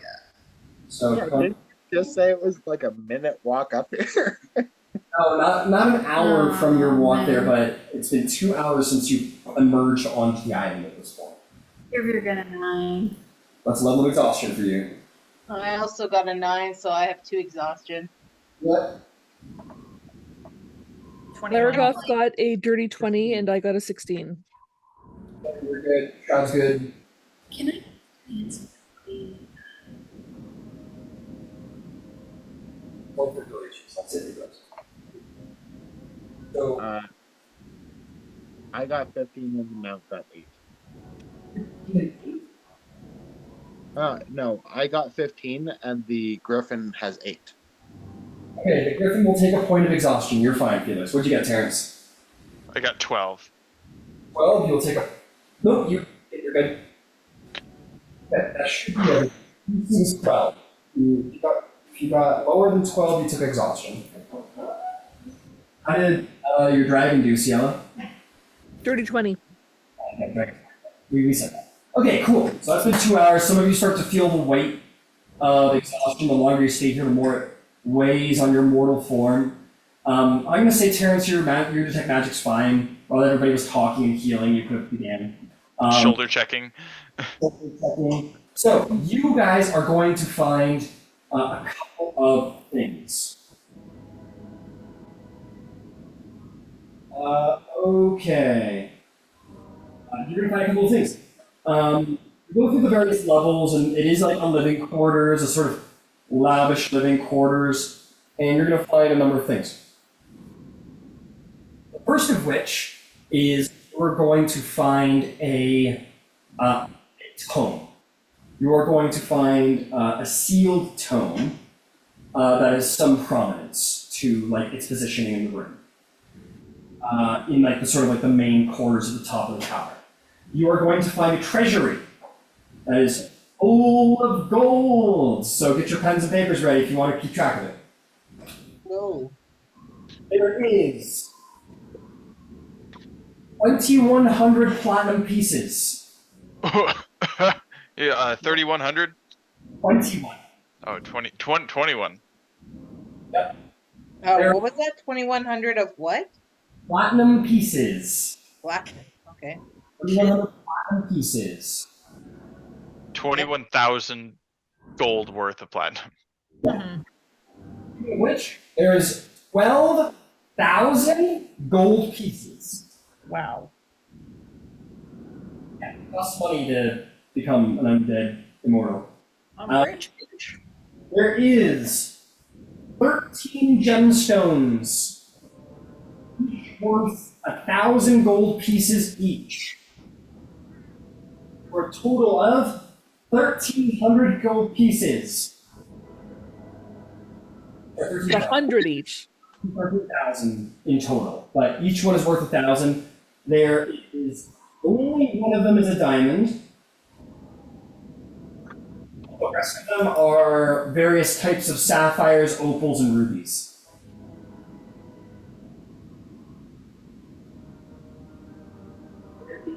A couple other things which your detect magic will ping off Terrence.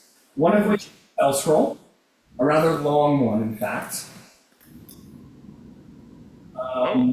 It's complex enough that I'll require an Arcana check if someone wants to discern what spell it is. Yes. Yeah, sure. That is just enough to know. This is Blade of Disaster, 9th level spell scroll. Oh boy. Ho, ho, ho, ho. What is the spell? Blade of Disaster.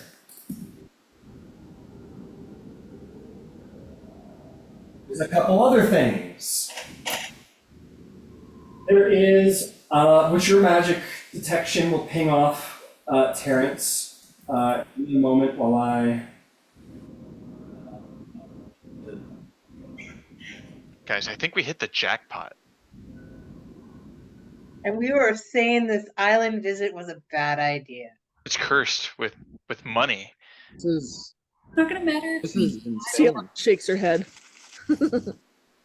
So Felix kind of steps up and he goes, It's crazy that we have to give this all to the gauntlet. Excuse me? Commonwealth? No? But isn't that what you guys always do? No. I'm a rogue. No. I'm slipping the diamond in my pocket as we speak. Terrence palms it and like puts it away. So, wait. How does this work then? They don't pay our bills. We pay our own bills. Do we And pay shit ain't cheap. bills? We returned the money that was stolen. Yeah, there's that. Yeah, like Green Nest. Felix is like, do we pay my bills too? You can pay your own bills with your share. What kind of bills are you talking I get about? a share? Welcome to Holy Dragon shit! Fane. Felix like grabs like a handful of platinum and like throws it in the air. This is the most money I've ever seen.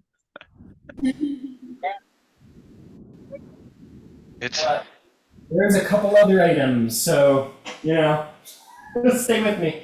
The first of which is there is a small rectangular leather pouch that is about yay thick, that is shiny with magic terrence, very, very shiny. oh, very very shiny. You said Yep, that's right, very shiny. this leather pouch is so bright. I guess I'll take a closer look at it. I don't know if I want to touch it yet. Okay. Can we like It is a disarm it? decorated leather pouch that is about the size of a carton of cigarettes. Or a pack of cigarettes, excuse me. If you'd like, my friend, I do have the ability to identify magic objects. Oh, perfect. If you don't mind. Yes, of course. I'll go kind of like get close to it. I'll reach down and I'll put my hand on it and I'll start to cast identify. Ritually. You didn't cast identify. The leather pouch is it is a magic item known as a deck of many things. Mm.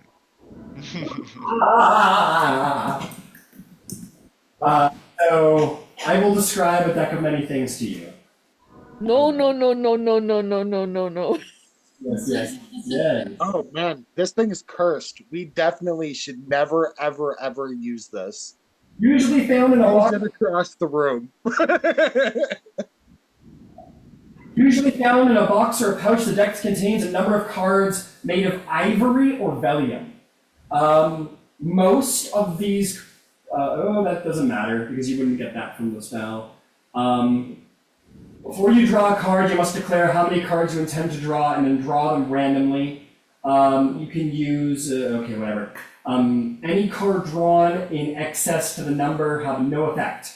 Otherwise, as soon as you draw a card from the deck, its magic takes effect. You must draw each card no more than 1 hour after the previous card. If you fail to draw the chosen number, the remaining number of cards fly from the deck on their own and take effect all at once. Oh no. Once the card is drawn, it fades from existence unless the card is the Fool or the Jester. The card reappears in the deck, making it possible to draw the same card twice. That is what you would learn of it. But basically the idea is like you can pull the cards out and look at them if you want, but if you intend to draw one, you must declare that you are drawing a card from the deck and how many, and then draw one at random.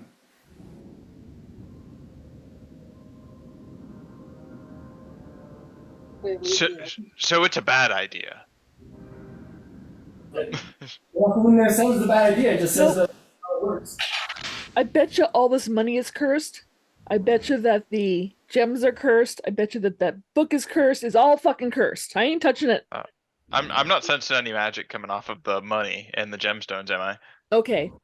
Has he already pocketed the diamond as Star pockets the other gems? So Shroud is proficient in playing cards, so I really think that they would be intrigued by some shiny deck or just a deck of cards because they don't know. Whoa, hold on there, big fella. These aren't just any playing cards. They would like try and like they would like reach to touch them, but then they would like stop. Like I if you go to reach, I just intentionally kind of like turn, step away, and like put it in like my satchel. I guess we should divide loot later. There's more stuff. You will. You will detect this. There's like this very very nice box that exudes pretty potent magic from it. A what? It's a little box. It's like that big. It's a wood box, very ornate, and it exudes magic. Okay, I'll wave Felix over. It's like, this box looks like it's got some magic coming off it too. I don't know that we have time to. We'll just take it with us. Have we taken a short rest in the time it's taken to identify and ritual cast all of these spells? Well, those, in order to do a short rest, you need to be doing very light activity, not like casting intense rituals and such and such. So you've already investigated the tower. So let me just give you the things, and you can do whatever the fuck you want. Let's see here. Here we go. There is a few more things.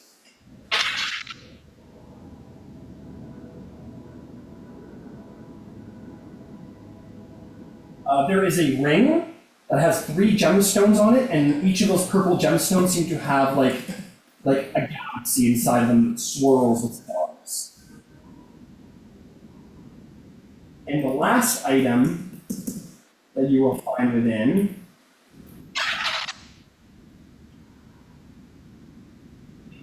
is going to be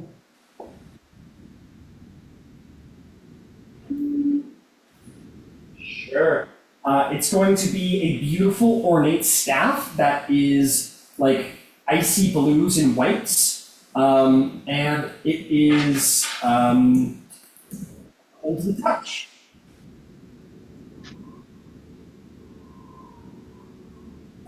Yeah, I keep casting identify on them all. Various magic from it, and it is probably the strangest and darkest item in this room. You see what looks to be like almost like a bird cage with only like 4 wires, and in the center of it is a glowing red chained talisman made of pure ruby, and it sort of almost like has this like nefarious glow about it, and even drawing close to it seems to like curdle your very stomach as you draw close to it. I'm gonna point at it and go, that's probably our ticket out of here. I mean, that's usually how these things work, right? That the most fun thing is the thing that we need for some fucking reason. Can I make a check to figure out what this? Sure. 20. 20. This is what is known as a phylactery, which is, in order to create, you don't know the details of the ritual, but you've been in the magical community enough that you know that in order to become a lich, you must bind yourself to something that is known as a jar, or in other words, by the magical community, a phylactery. What it is the bound soul of said lich. And in order for the lich to survive, they must feed the phylactery souls every day. And if the phylactery is destroyed, that's a dead lich. The only way to actually kill a lich is to destroy its phylactery. I'll tell the party what this is, and I suggest we. Smash the fuck out of it? Cheryl, would you like to do the honors? Yeah, I'm already raising my pick. Would you like to? Yeah, they're not listening. They're just... yeah. As you smash it as hard as you fucking can, Shroud, over and over and over again, not a single dent or scratch is left in the phylactery. You throw it against the wall, you fucking suplex it, put your elbow in it, ice it, legendary sword it, nothing. Alright, stand away, I'm gonna try something. And put a moonbeam on it. A lot of times, phylactery requires a specific way of destroying it. Uh, Can I use my ice dagger, prep it, and stab it? Will ice work? Nothing. What about a Damn. moonbeam? We got a moonbeam. As the light of the moon comes down and radiant energy spills from the sky, the phylactery cracks and it explodes into a million fragments, and all of you hear the scream of 1,000 souls burst in that moment, deafening you for a second as every soul, just some malignant, tiny essence of every soul, this phylactery, this lich, is doomed in order to maintain itself, screeches in relief as it is banished into oblivion finally, rather than its torment forever. And the lich itself, its soul within, screams with an unholy and uncomparable evil as it is banished to the very bowels of hell. Surely. Cocksucker. And with that, this sort of stomach-curdling feeling, this consistent feeling of almost like weight on your mortal form, it lifts. And you feel lighter. And a beam of light will streak down from the clouds onto the balcony as the dark clouds begin to clear, and you feel indeed the curse of the lich has been lifted. Hey, stop it. Stop it.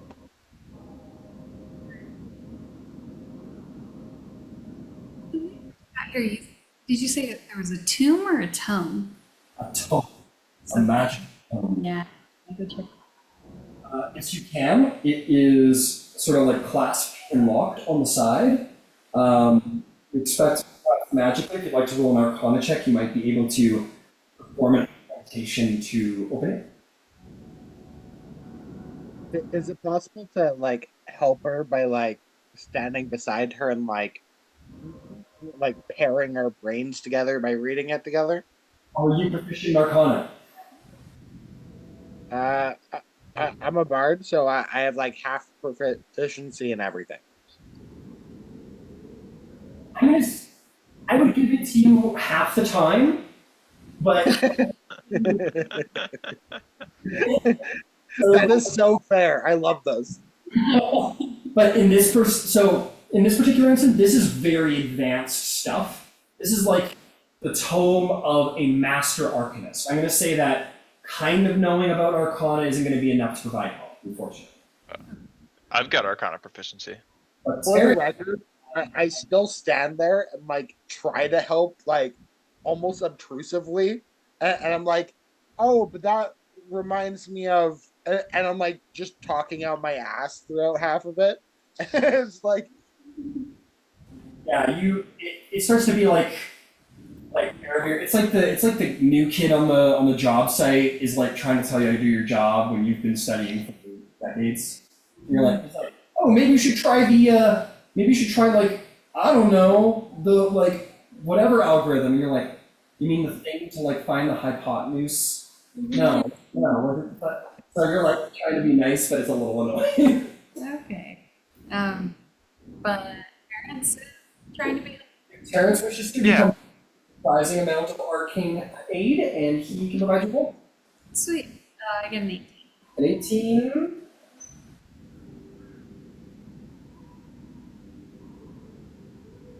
Is enough. It's very difficult and it takes some time. It isn't like an instantaneous thing, but it takes like 5 minutes to like sort out. You create all these arcane glyphs and sort through the magic and basically decode the sequence to enter the tome. And as you do, you open it and you realize that this is the Lich's spellbook. So you, Erebir, may load up. Or actually, I'm just going to send it to you. I will send you all the spells within.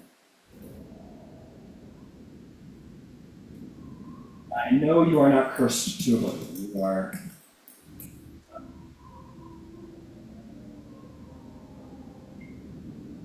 Now, my friends, is everything in there?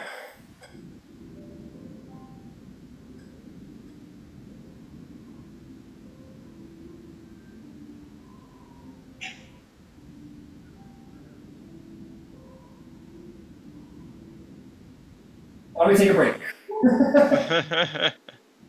We'll take a break. The curse is lifted. The loot is yours for the taking. You know what you want to do next when we get back from the break. Okay. All right, sounds good.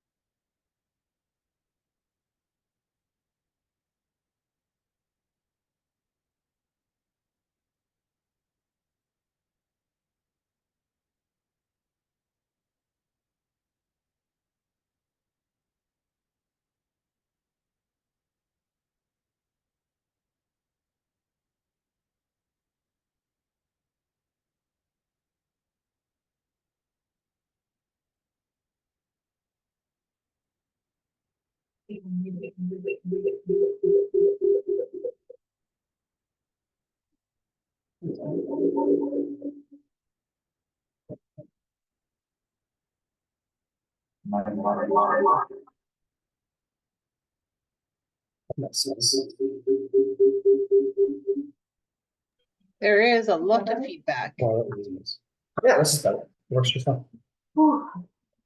So my your sound of yours. I love computer audio. That's what we do. It's okay. So like we just like 9 Okay. Your sound is on. Wow,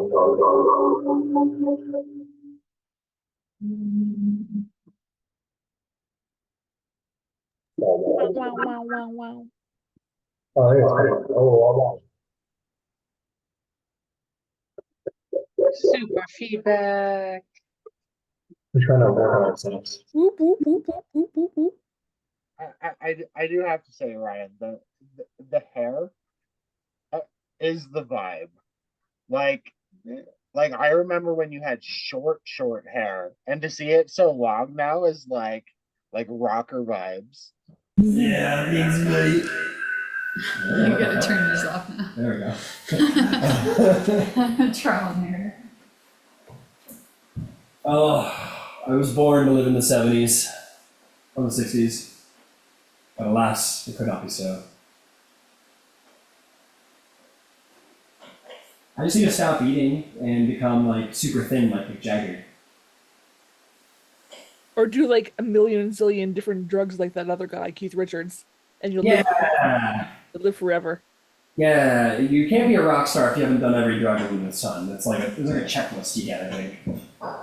And that's your Weird Al. Weird Al's the opposite. Weird Al's the opposite. Does he not do drugs? He's like vegan, hardcore Christian, doesn't do drugs, doesn't have any scandals. But I wouldn't call Weird Al a rock star though. He's a Wait, Weird Al is like highly Christian? I Oh can't. yeah, big time. But his music. I'm just, but his music. He has a sense of humor. That's the difference. yeah, that's good news. Yeah, isn't that right, Ciela? Like, Druid is such a clutch multi-class. Oh, Man, now that we've talked about it, it's going to be like 6 months, and the first like crazy big scandal of his is going to launch, and we're all going to regret this because we've cursed him to have it happen. yeah, it's our fault now.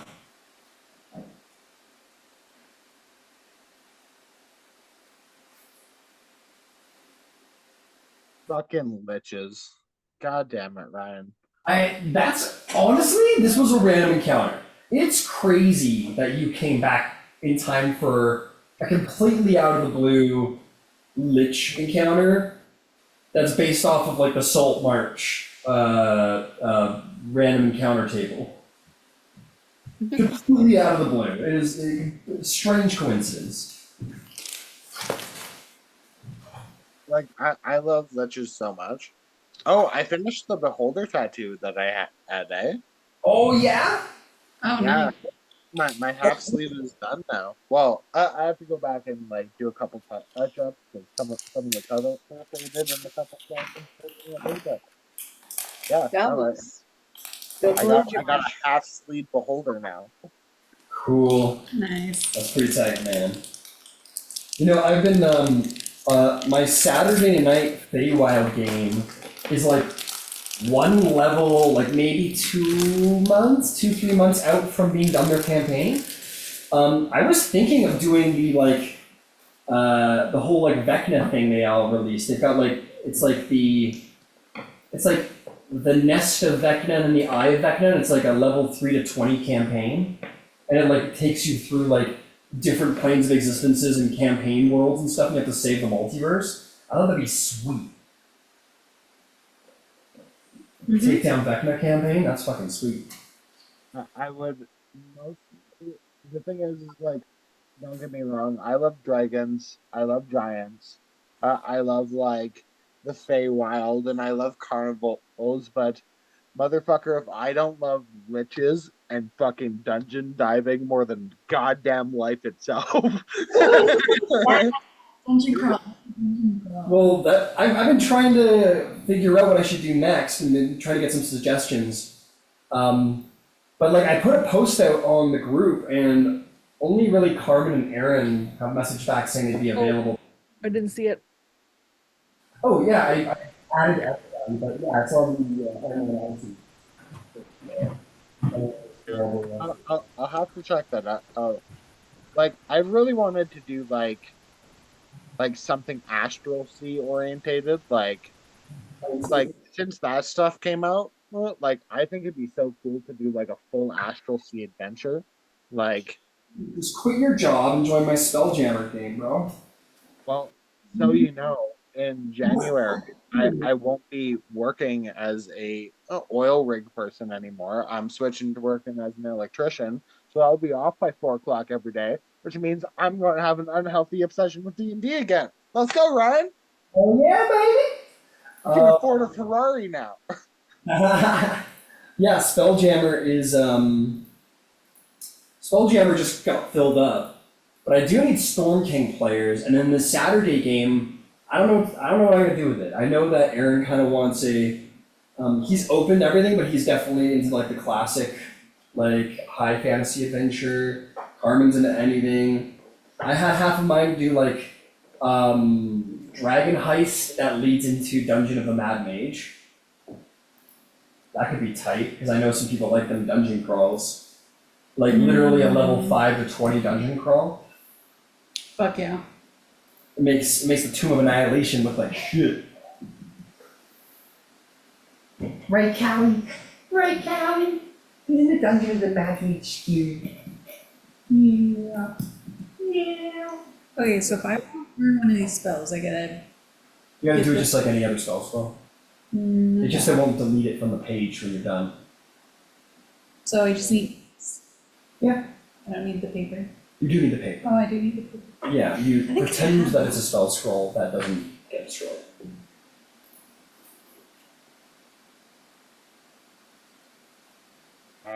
God damn it, Ryan. Now you're making me think about fucking dungeon delving again. Yeah. God damn it, I love that shit. It could be good. It could be good. I gotta decide what to do because Feywild's been a lot of fun. I think like a 1 to 20 Shadowfell's tough because there's so much like it just like the horror weighs on you after a while. There was some idea about a Curse of Strahd. I ran a bit of Curse of Strahd before, and I think I ran it pretty well. Where like there was some levity that took breaks from the drab depression, because that's what kills Curse of Strahd games is like the excess depression, I guess. Or are you just looking up the disintegrate spell what that does? I know what it does. It's 6th level. 10 out of 10. Strahd was the worst campaign that I ever participated in, ever. Yeah, you need a decent DM to run Curse of Strahd. It can be tough. I tried it with 3 different DMs. One of them was like, he ran other games really well. Just Strahd is like, I don't know. Maybe it just mismatches for me in the sense of like it just so constantly depressing that it's like Yeah, weighs on you. there's no hero moments. There's just like, well, that was less fucked.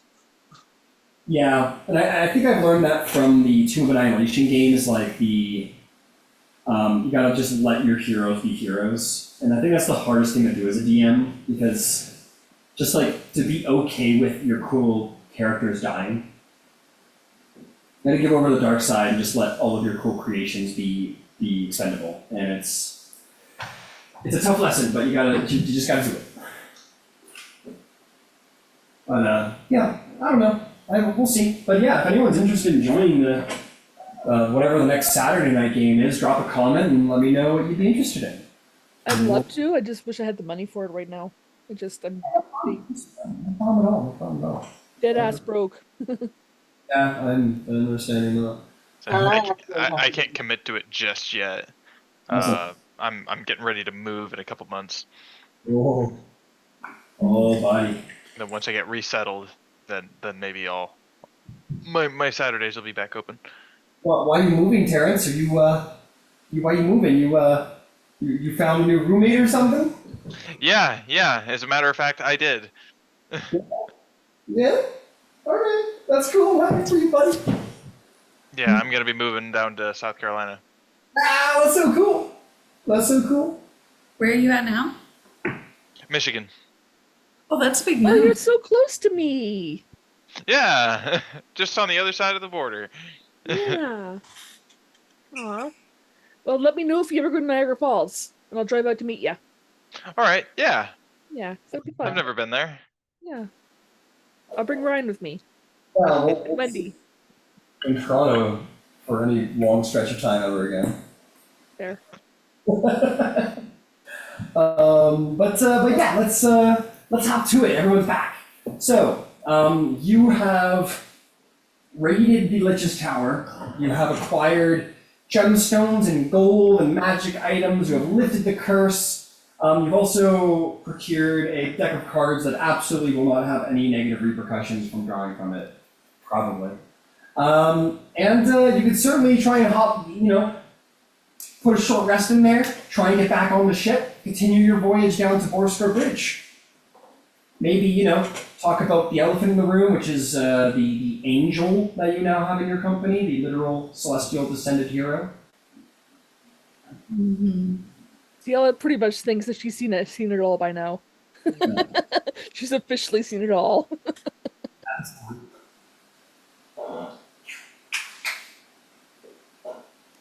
No, she's gonna look at the others and say, okay, let's get your chalk and get the fuck off this rock. I'm gonna go hang out with my dragon. She's really had enough of this island. Yes. It's like, I miss the boat, but I don't miss the water. You guys would see that there is there's a substantial amount.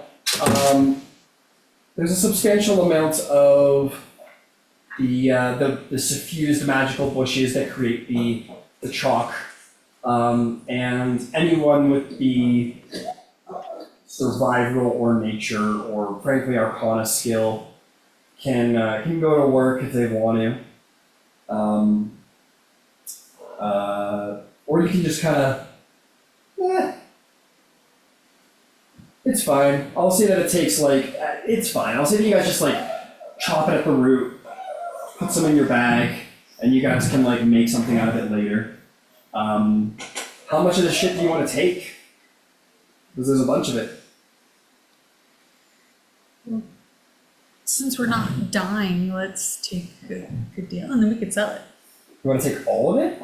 And not all. There's a bunch of it. There's a ton of it. Okay, what's the least heaviest part to carry? The least heaviest part to carry? Yeah, I think we've already pocketed the gems.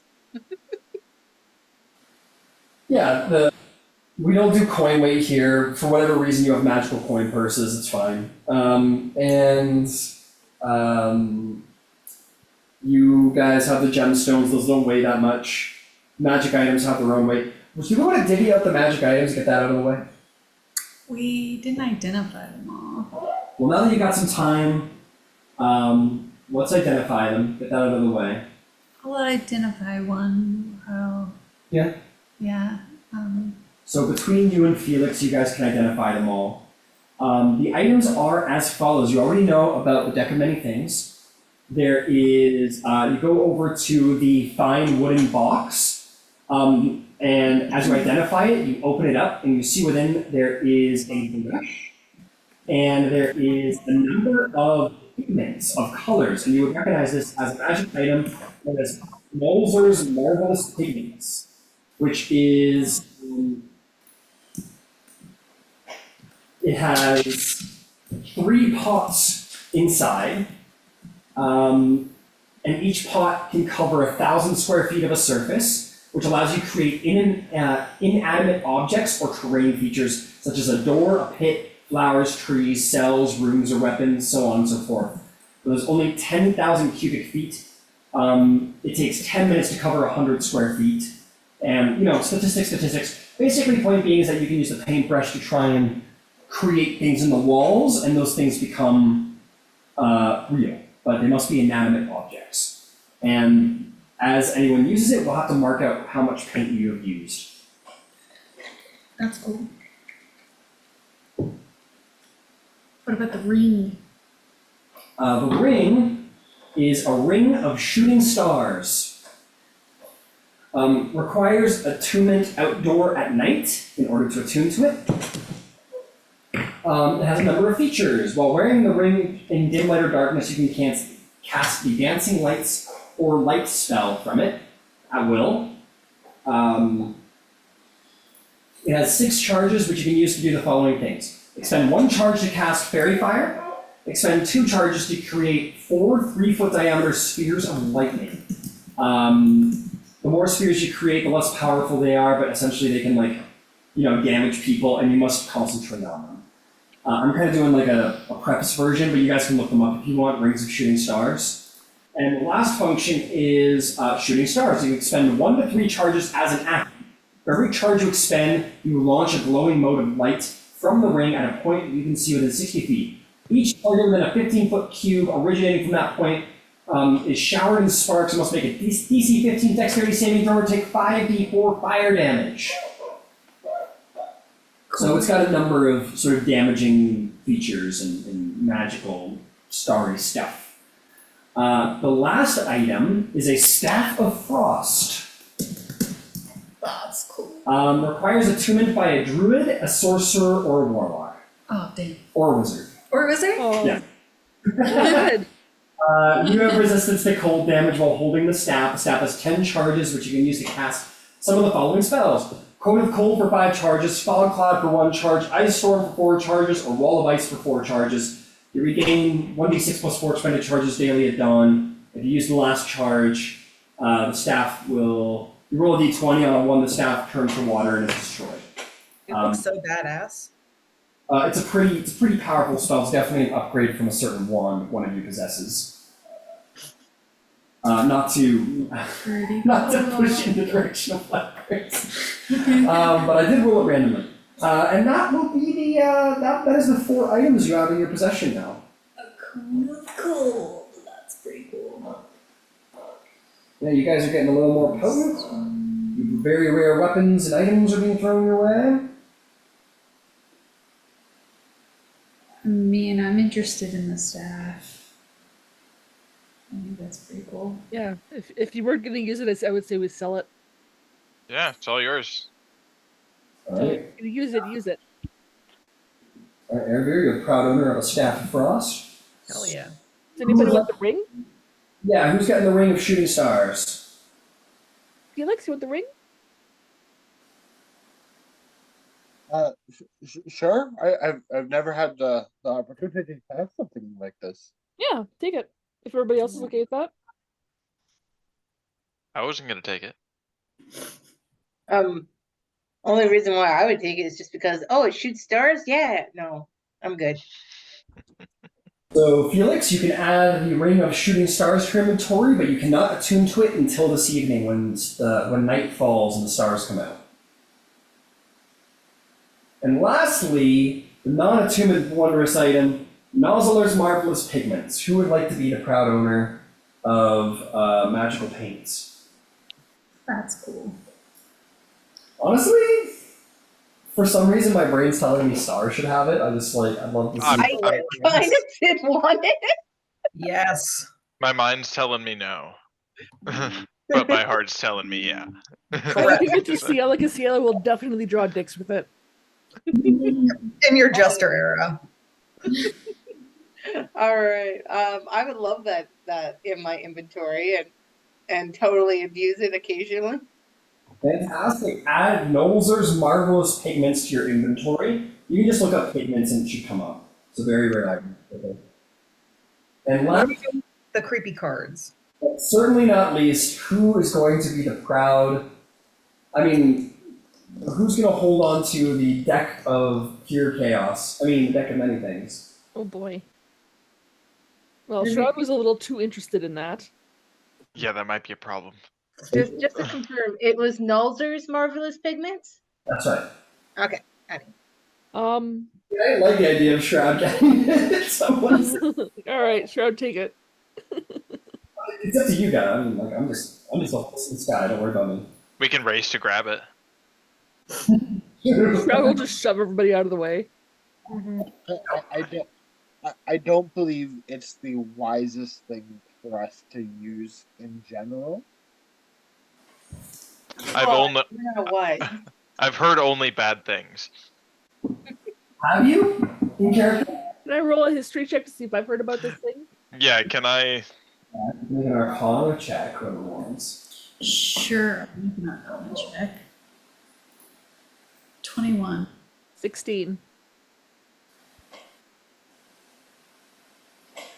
So, here's the funny thing.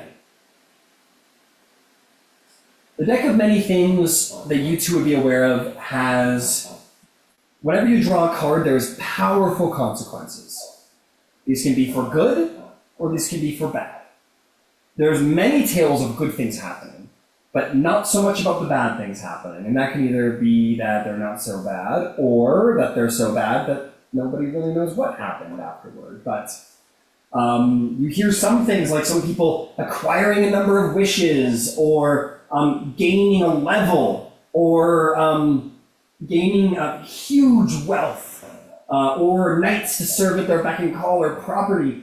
But there is also tales of people just straight up dying, or people disappearing and never to be heard from again, or a couple of days later, a good old friend shows up and murders them. So this is both this deck could either be the greatest blessing or a terrible curse, is what you two know. Are you daring enough to try and get the great blessing? Who knows? I want an extra level. It's not the daring. It's the greed. You don't stop at just the good one. You keep going. Yeah. I wish I had my deck of many things. Oh, I left it at home. So, don't get me wrong.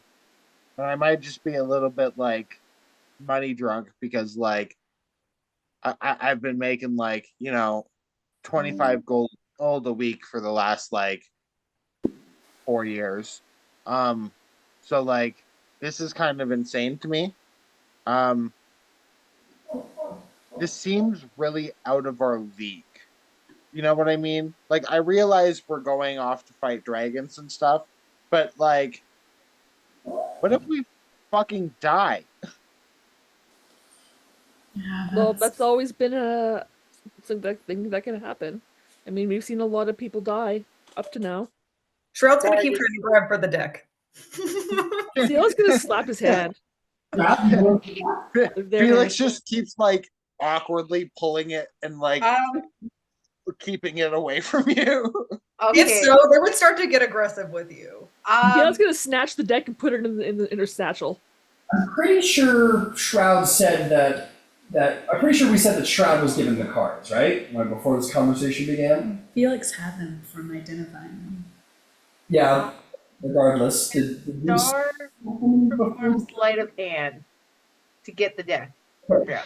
Hang on. Did we figure out who is in possession of the deck of cards? I thought I heard there's some idea that Shroud should get them. I thought I had them in my hand, and like Shroud was like reaching for them. That's how I understood it. Okay. As a reminder, you are taking a card from the deck for it to be valid. So if Shroud doesn't say anything, just draws a card, there's going to be a cool card, and that'll be that. I guess as like Shroud's reaching, I like step up forward to Shroud and like kind of put it in your hand for a second. I say, action and have consequences, my friend. Be careful. They're gonna flash their eyes red at you and snatch the deck. I'm gonna, in that moment, as divine sense, and my eyes are gonna light up with divine holy light. Yeah, your eyes plume and you don't sense anything. There's no one. There's nothing within 60 feet that is. That's a good point, though. Is it confirms that the curse is gone? Is that this island is no longer considered desecrated? But there's nothing particularly consecrated, fiendish, celestial, other than yourself, or undead around you, as far as you know. Right. Dale's gonna point at Shroud, say, It's good to know. I was worried about something. Don't worry about it. But seriously though, don't intend to draw anything from that because it'll really fuck us over if it's a bad card. I think you should draw a card. I'm not drawing a fucking card. Well, not you, Shroud. Shroud. I think Shroud should draw a card. Lyragoth and Broken Column will say, Just try it out. card, draw, yes. If you have it, you might as well intend to use it. They'll just put it away for now. I think they recognize, like, it's not that they don't want to intend to use it. I think they recognize where they're at right now, and they're already pretty upset about like what has transpired over the past couple hours. So I don't think now is the appropriate time. No, but they really want to use it. Well, we're not. Yeah, you don't use it in front of the party. You wait until the dead of night and like a goblin. Correct. Yeah, correct. Shroud, just given their role in the party, I think they wouldn't risk, doing any more harm to their friends. famously doesn't sleep. Yeah. Okay. So with that, I'll say. So back to the question about the plant. How much of the plant did all of you guys wanted to acquire? Because it's not heavy, but it is voluminous. Grab as much as we can carry. It costs. I need 50 gold's worth to cast the spell. It would be nice to carry, like, at least 4 or 5 castings of it, if possible. I will say everybody. Here's what I'll say. Everybody can carry 3 plants, and each plant is worth a potential 50 gold worth of chalk. One like fits in the top of your bag, and then one under each arm, basically. I'll say that if your griffins have saddlebags, does your griffin have a saddlebag? No. No, then the griffins can't carry any.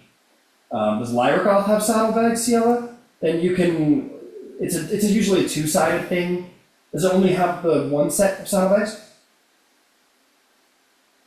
You're muted.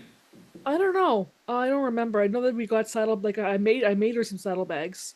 Yeah. So if it's just you just made her saddlebags and she's got like 2 pouches on either side of her. Yeah. So I'll say you can carry 2. Okay. So each plant is worth 50. Each humanoid here can carry, unless you're steering your animal, so you need access to your hands. I'll say you need at least one hand to like carry your reins. Lyragoth being the exception, being an intelligent creature. So just to go around Erebir, you can carry 2 because you need a hand to steer your griffin. Terrence can carry 3, Shroud can carry 3, Star can carry 3, Ciela can carry 3, Felix will need to carry 2 to steer your griffin, and then Lyragoth can carry 2. And each plant is worth 50. And after that, you guys will all want to take a short rest before departing? Yeah, please. Can I do a Song of Rest? Of course. Your short rest will happen, and no evil will befall you. You may all go ahead and start spending some hit dice if you wish. Cut down half the forest. I still don't know how I did not get hit that last match. Also worth noting, I believe one griffin is currently at half speed per 2 levels of exhaustion, right? Oh yeah, do we get any exhaustion? Oh god. Only after a long rest. Oh, I only have I have 2 exhaustions. Yeah. But we're also worried about you as the griffin, because if your griffin's moving at half speed, it's going to be hard to catch up to the ship. My griffin's fine. Your griffin's fine, but I think Felix's griffin took 2 points. Do the hit dice I use in Wither and Bloom take away from my total that I have? They do? Yeah. That was 5.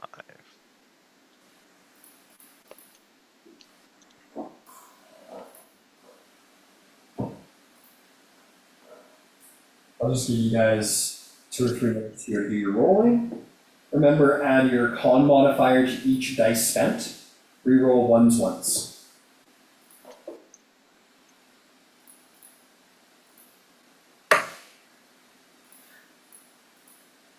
For the sake of the NPCs, I'm just going to say that like they've expended all of their dice and they're back to full health. Make life easy.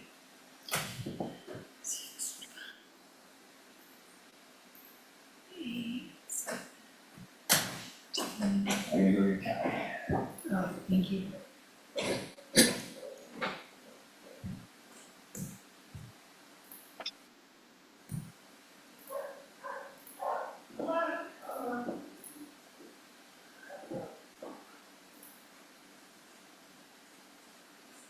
She was locked out. How did you leave the door like that? Oh, sorry. Don't apologize to me, apologize to Callie. Did our max hit points regain or no? Nope. Oh, bummer. The maximum hit point reductions you receive will remain until further notice.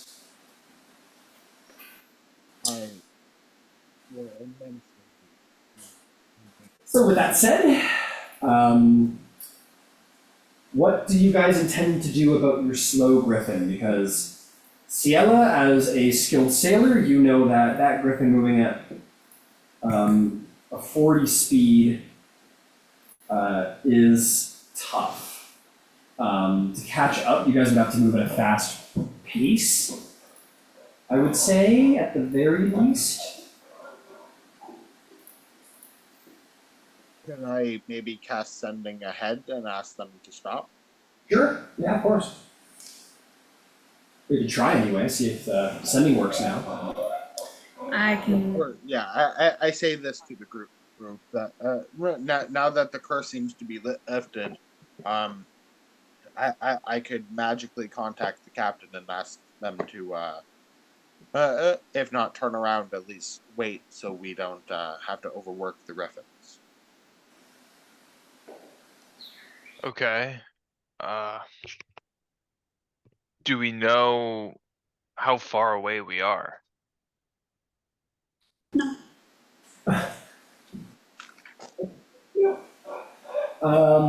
From the ship, no. I would say, Ciela, you're going to be able to, like, as a ranger and as a skilled sailor, you're going to be able to, like, steer the party in the direction to hopefully catch up with them. But you would need to be some kind of expert mathematician to estimate where they are exactly right now. But you know how to catch up to them. It would just be a matter of time. But it's worth noting they are 3 hours ahead of you right now. Luckily, your griffins and dragons are a lot faster. So, but yeah, if you told the ship to slow down or even turn around, that would do the job.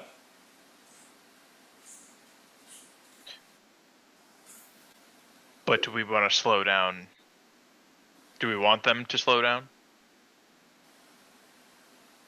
Ciela, I want you to make me maybe a survival check. I'll give you advantage because you have navigator's tools proficiency.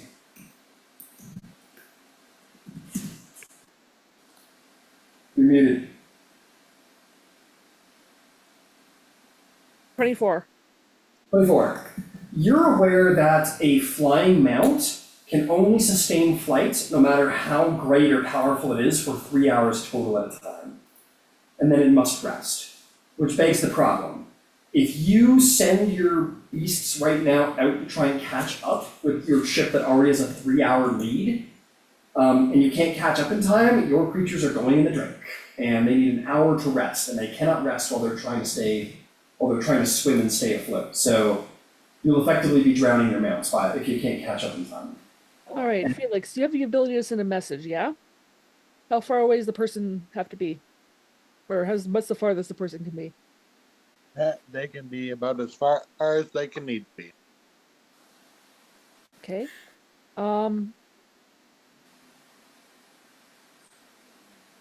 Shoot off the message. Rest a bit. And I'm going to, if it's okay with you guys, just fly out with Lyragoth for about an hour or so to see if there's another island to land on. And we'll try to leprechaun hop like that. What do you think? Well, here's the thing, Ciela. If Felix sends this message to tell the ship to slow down, or even turn around and come back to pick you up, you'll be fine. You're certain of that.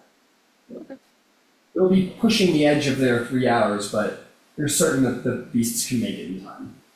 Yeah. If they turn around and come back for you. And you'll catch them long before they get to the island. Okay. Yeah. So Felix, you want to send that message off? Yeah. Yeah, so we'll turn around. Sorry, I am just terrible with names. The gentleman, what was his name again? Terrence? I remember his face, but I can't remember his name. Oh, geez. I get the name from him, and then I cast the sending. And Himmel. The captain, yeah? Yeah. Himmel. Hello, Captain. If you could turn around, we seem to have run into some difficulties, and we're fearing you're running out of our range to return to you. Yeah. If you could turn around. You run out of words, buddy. I'm so bad with sendings. It's all good. I think it's funnier when people don't get them right. It's fine. I think you got the gist of it. I think I missed it. We'll get a response back fairly quickly and says, some people on the deck of this ship owe me some money now. I could have guessed as much. The girl always was too eager to run off. I'll turn her... And then it runs out.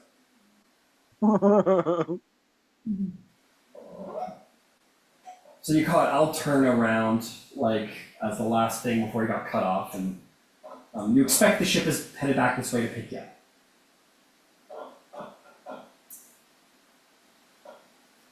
So, if you all wish, you can mount up, put some plants in your arms, and go flying. Alright, let's see if the Loch Ness Monster comes up to try and eat you on your flight over. Oh fuck, I hope not. Tragic. We'll see. Another mysterious island that you didn't see there appears. This is the Lich's Brothers Island! Also cursed and terrible. Behold. Oh no! You guys like chalk? Oh, we do actually. Thank you.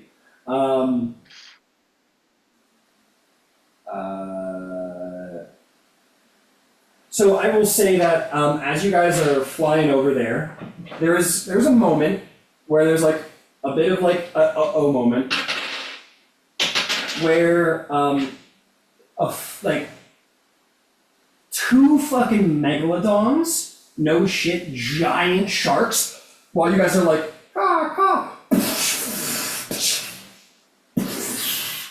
they come up slow enough and they don't reach high enough that your griffins are able to like and like fly up enough that they don't manage to like get you, but you do see a school of megalodons, about 6 of them beneath, that are just sort of swimming as they go. So I'm not going to make you guys fight 6 megalodons, because it'll just be you guys going from the sky, and it's not worth it. But you guys do see, like, you know, despite the initial terror, it is a cool sight to see so many giant sharks, magnificently large creatures. If we did have to fight him, I have control water. It'd be easy, no problem. Or you can speak to animals and find out if you can, you know, not get eaten. I have shape water myself, and I also have a bow. The animals, this is how it would go. They'd be like, "Oh, I'm going to eat you, and I'm so hungry." And you'd be like, "No, wait, Chantia." And they'll be like, "Oh, what's up, Terrence? How's it going, man?" And then they leave you alone. That's how you expect that would go. So either way, like, they can't, you're fine. They don't manage to get you, but it's a very interesting experience, if cruel to some of you. And you continue your flight. As your dragon and your griffins are starting to like get labored in their flapping, so they're having trouble maintaining altitude. You guys have to really like push them. You do see in the distance the Wet Maiden making its voyage back, its return voyage, and you guys land on the deck in a big thud. Well, the griffins do. I think Lyragoth just like does a barrel roll and just drops you guys, just like ah! And you guys hit the deck, and then she just goes for a plunge into the water. And you've made it. You've made it back. And the captain looks down at you, Ciela, and shakes his head. He goes, "Girl, you better learn to change." I didn't want to fucking go. But you did. Well, I can't just let him go and die. Well, maybe learn to control your crew if you're going to be a captain one day. Well, I'm not their captain. Well, maybe you should be if you had the better sense of it. Maybe. You might be right. But you so maybe you shouldn't be captain, who knows?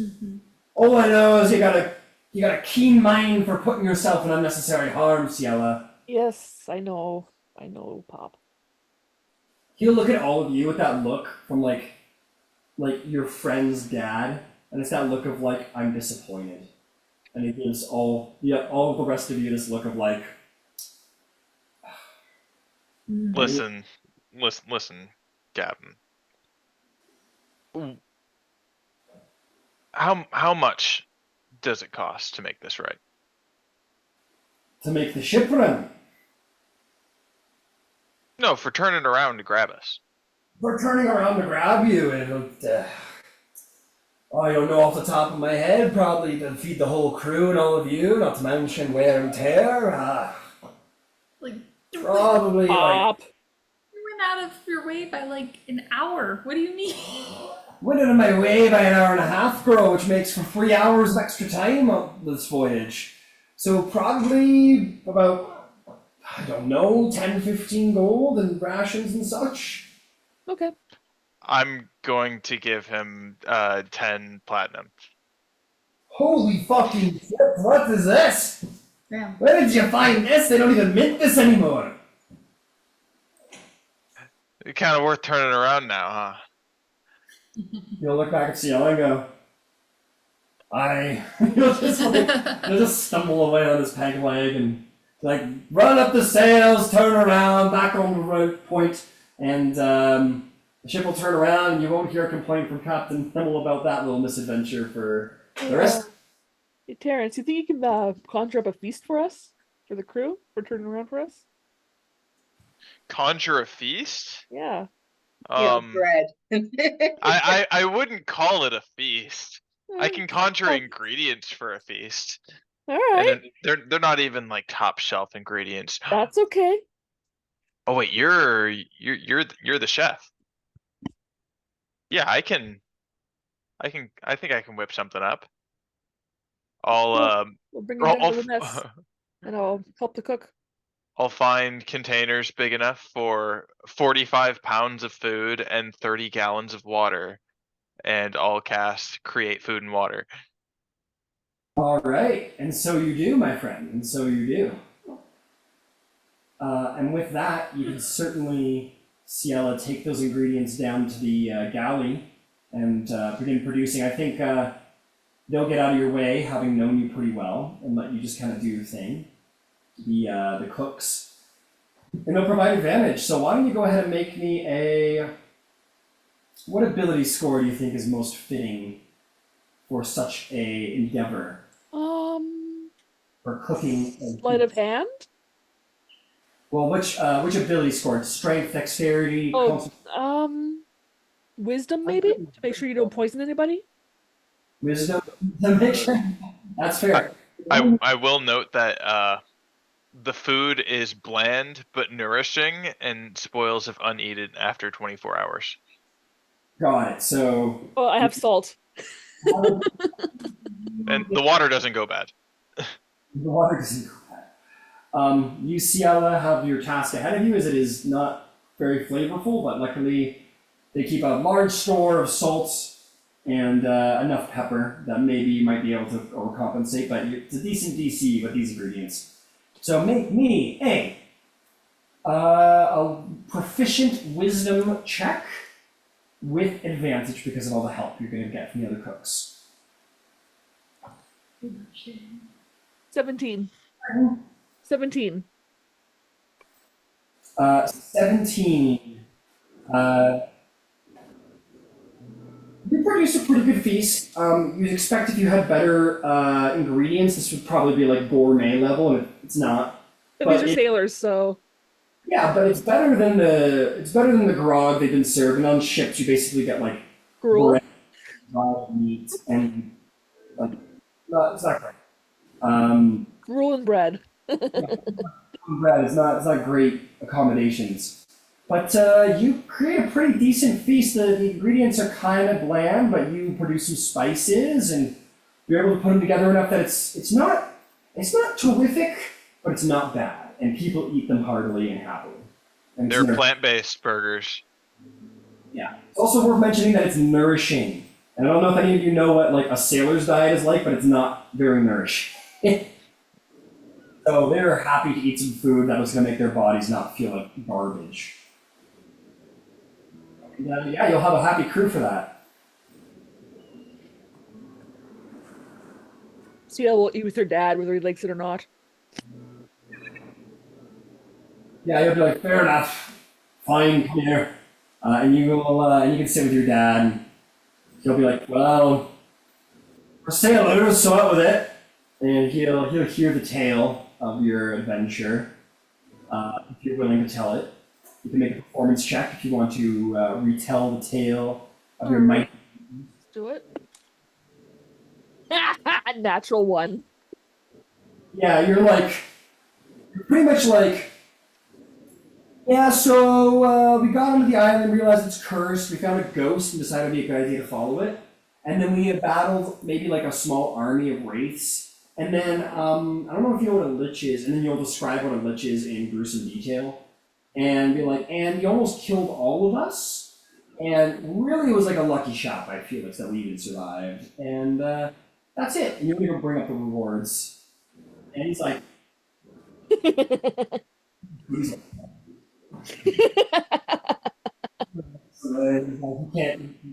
can't stand the amount of danger you put yourself in. It drives him crazy. He goes to his cabin and closes the door behind him and locks it. And that's the. Is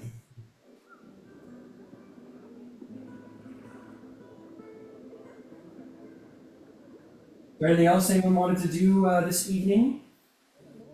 Zara crawls into the downstairs and crawls into like a bundle of hay and just like cries about being on the boat again. You guys might hear some small like sort of mewings from below decks. He's like, and one or two sailors come on and go, looks like there might have been a kitten who got on board the ship before we set up. Oh, look, she's what a racket. Oh my god! Oh, this is awkward. Bye. And just like walks away. As he tries not to puke. He's like, oh, no. He's like, bleh.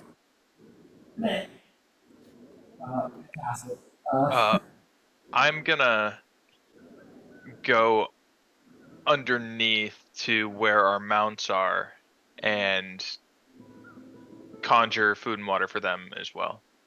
Oh, and they'll be so happy about it. They'll eat it up.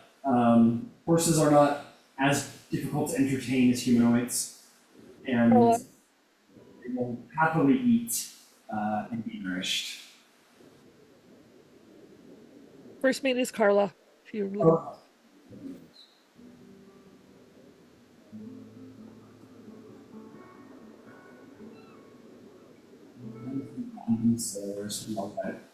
don't know where the names went, but they read themselves. So, okay. Is there anything else anyone else would like to do? Is there anything else anyone else would like to do tonight, or proceeding to bed, or robotic stasis? Cielo wants to go talk to Shroud. Okay. Shroud doesn't seem okay.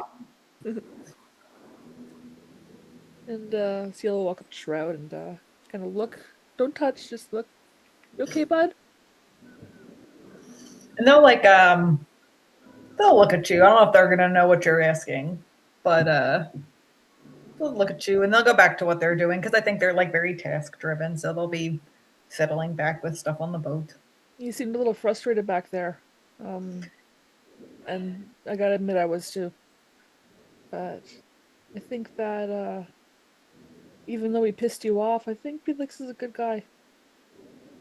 And Trout will pause because I think that'll resonate, and he'll turn to you, or they will turn to you, and they'll say, "He put friends in danger. Lucky we survived. Trust is earned, not given." I agree, but it wasn't just him.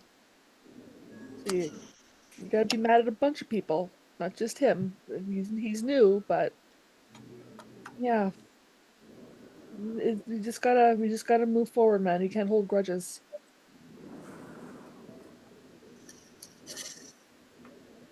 Because if No, we like, hold no, grudges, they'll we're nod. good. Yeah. And they'll acknowledge what you said, and they'll go back to like what they're doing. I think in your own sort of sensors and circuit shroud, maybe an insight check to sort of understand yourself in this moment. All right, that's not nothing. Let's see here. 14. 14. No, you are most probably connected with the emotion of rage. The abandon. You learn to sort of harness that emotion to become more powerful in battle. And I think in this moment you recognize that why you have that and why that's you don't know why you have it necessarily, but you realize its purpose. And that is the reason you're angry now is just to protect. That anger and rage is a circuit telling you that either you or your friends need to answer the stalks. And your rage directed towards Felix is out of companionship, it's out of care, dare I say, even love for your friend. Mm-hmm. Maybe you recognize in the Shroud the emotional depth that you are coming to understand despite what you are. Mm-hmm. Understood. Tough fight. I'll give it that. It was really hairy. But what matters is we came together and we surpassed it, and everybody's a little. Well, we're not better than before, obviously, we're a little worse for wear, but nobody died, and I think, if anything, this might have taught us to listen a little bit more to each other. You know? And they'll come over and they'll like pat you on the shoulder. Seal likes that. And Seal pat on the chest shoulder area. Yeah, I guess you can continue doing whatever the hell you're doing. I'm gonna sleep out on the deck tonight. Look at the stars. You can join me later if you want. And they'll go back to what they were doing. I'll just grab my sleeping stuff and make camp on the deck. There's well, you would know that there is rules on a ship, and one of which is no drinking below deck, but no sleeping above deck. So it's not a way if someone needs to do something. So if you want to sleep, you must do so below deck.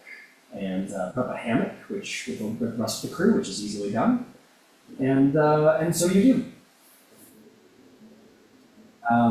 Cool. Felix, eventually the stars will come out, and you'll feel the ring's power become attunable.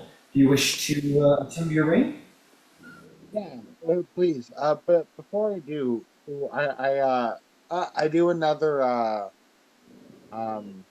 identify on it, just because like I'm wondering if it's different at night. It's not different. You would get the same reading as before, the fairy fire, the ball lightnings, the shooting stars, and the other abilities it holds. which gives you a very practical breakdown of its magical capabilities. Very rare magic item, ring, requires attunement outdoors at night. And you will see that there is like maybe you looked into the gemstones of the ring, and there were stars, but now that it's nighttime, they almost seem to swirl within as if holding celestial secrets of astrology within them. If only you could attune to it. Yeah, absolutely. I'm gonna attune to it and yeah, kind of like talk to myself as I go through the process. It's like, man, I've never got anything this cool working in the service. Like I've always had to give it over. Wow. I'm gonna send you a super quick message, Felix, on Zoom, and I want you to respond.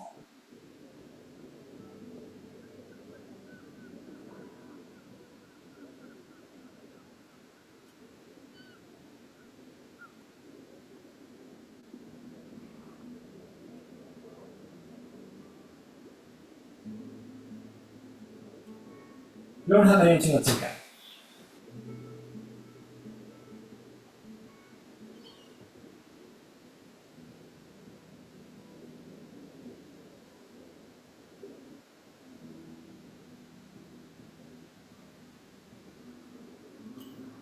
All right. You will, as you sit under the stars, you will feel, a connection to them. You will look up at them as you're attuned to the ring. It feels, as much as you're attuning to the ring, you're attuning to the night sky itself. And as the sun goes down and the moon comes up and all the lights of the stars sort of glimmer here and there, you might feel whispers, not ghostly, terrible ones, but kind and gentle whispers that tell you of destiny, that tell you of the land that needs saving, that you are finally realizing what gentle, almost ideas, almost not even quite words, but whispers on the wind as if the night sky was speaking to you, as if the great celestial lights above were speaking to you in your own mind directly. And by the end of that attunement, your ring of shooting stars will be as much a part of you as your own finger, and you will possess its power once more. Yeah. In the night, I kind of summon the like dancing globes of dancing lights, and I kind of like watch them dance off until the end of their range, and then kind of just disappear. Yeah. And they do sort of, as they appear, they almost do have those streaks behind them like shooting stars, and they're perfectly like tiny little white streaks of light. And they very much are stars that sort of plume out from the crystals of the ring. Very, there's something very romantic about them, something very wondrous about their appearance, and you can shoot them off at blinding speed, and indeed they'll vanish. All right, fantastic. Anything else anyone would like to do this evening? Yes. Yes, Serevir, what do you have in mind? I'll untune from my Wand of Winter and attune to the Staff of Frost. Fantastic. And I want to make dragon breath. Okay. You want to make you've got the winter bomb, you want to make like a black version of it? Okay. Do you have in your mind, Serevir, any idea of how you would want that bomb to work? What did you extract it from? You extracted it from a wormling, right? Black dragon pouch? Because you haven't encountered or killed a black dragon of larger size. No, I think it was a small one, yeah. Okay. So what you would be able to produce is certainly not as potent as... So I think what you would create from it is essentially like alchemist's fire, but acid. Okay. So you can do that if you want. Can I make that out of blood too? None of the blood, out of the black pouch, so. Okay. And how much is the alchemist fire worth? That...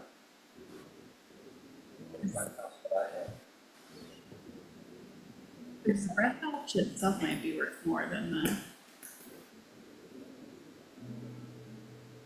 Yeah, that's only worth 50 gold, and this breath pouch is worth 3,000.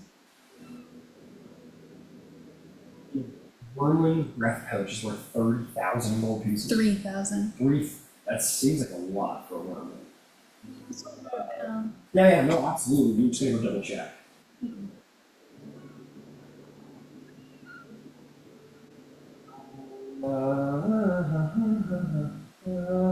150 for a wormling breath pouch. okay.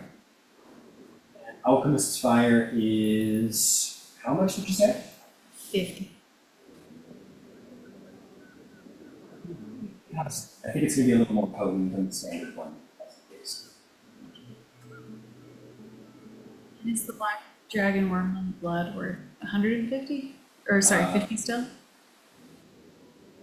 Wormling blood is worth 10 gold a vial. Oh.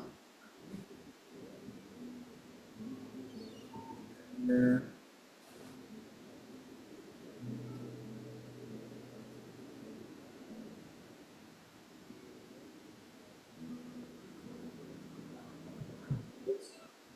One four.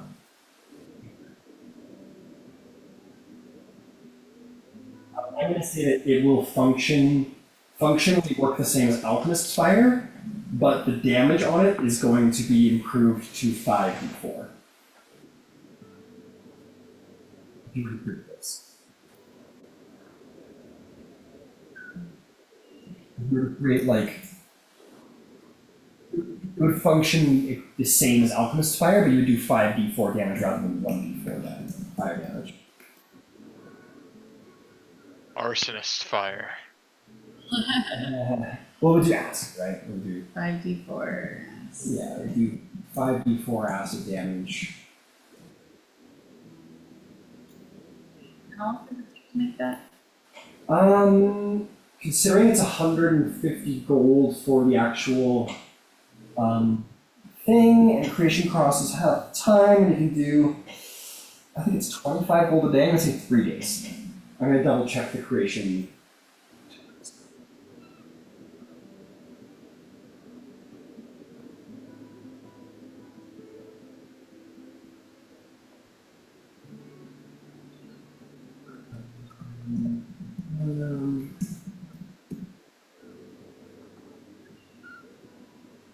Sorry, 50 gold pieces a day. So you can have it done in a day and a half.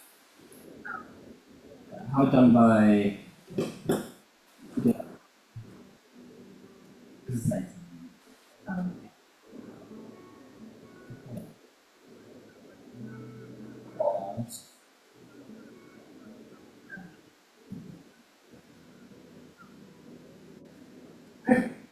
So can I get started on it tonight or no? Sure, you can do 2 hours tonight before bed.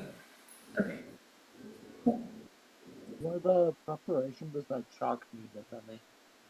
What was that? The chalk that we collected, does it need any preparation? Yes, absolutely. It is currently in its most base form.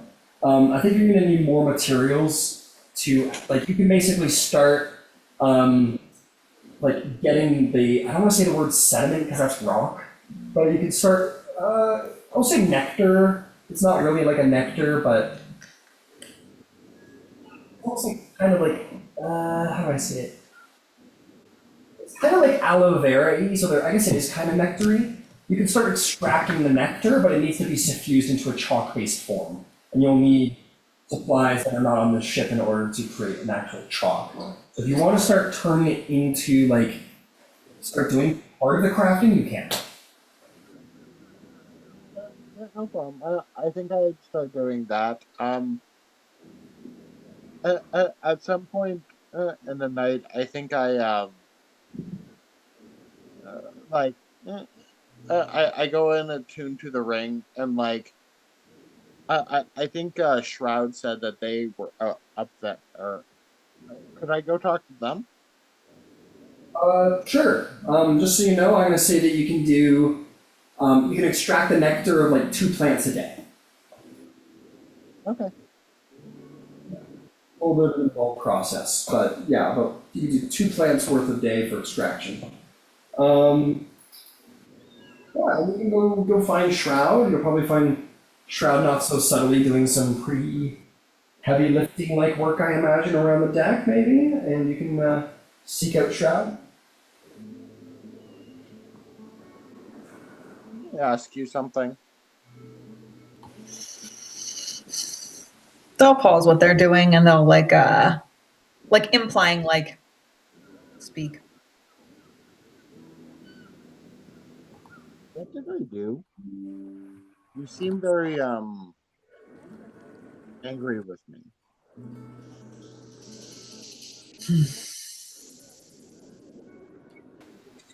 They'll pause and they'll turn to you and they'll get like real close to you. And they'll say the same thing that they said to Ciela to you, but like emphasizing it to you like with like a finger point to your chest. You put friends in danger.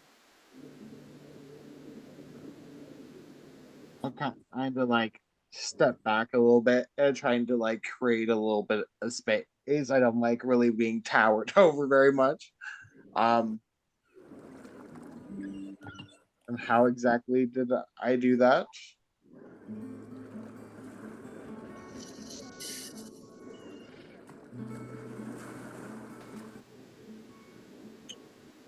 And they'll like pause and they'll just say,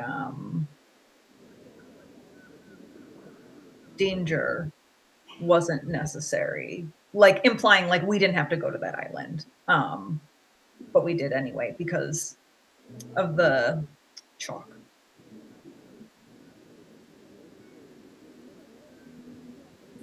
I guess I understand that.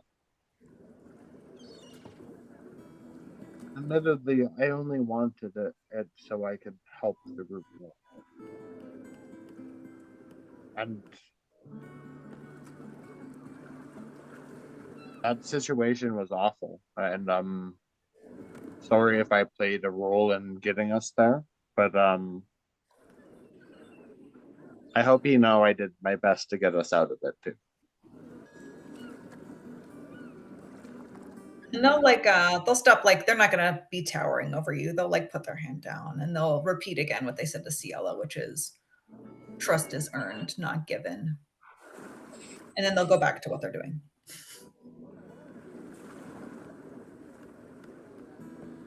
I kind of just give a nod at that, and I think at that I just kind of head to bed for the night. Lots to digest.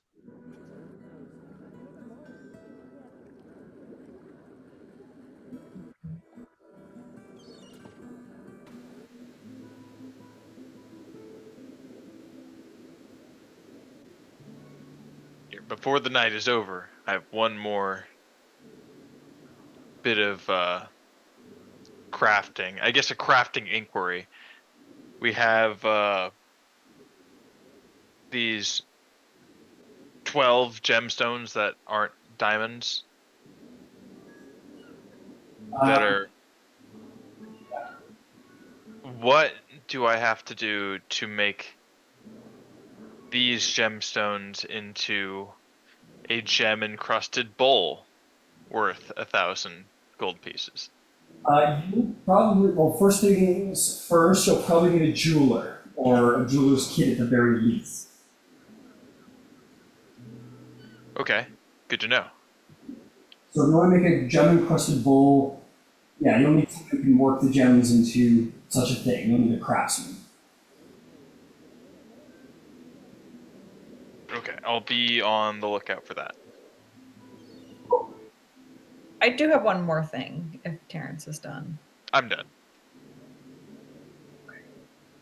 So I think after that interaction between Shroud and Felix, once Felix leaves, I think Shroud would kind of like go somewhere on the deck or somewhere private, especially after like the conversation that they had with Ciela. And they would like go into their bag and like they are carrying with them like all like little pieces of like the party members that have fallen. So like they have like Rio's lyre and stuff like that. So I think they would like pull that out a little bit and like even though they don't know how to play it, like they would like touch it and like strum at it a little bit and like reflect on what Ciela said and then like put it back in their bag before taking their century's rest for the night.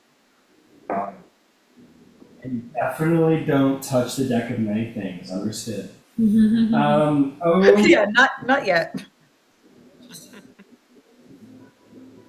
Okay, fine. You all go to bed, and you will all get a long rest. Anybody who gets a long rest can remove 1 point of exhaustion, and your maximum hit point total will return to normal.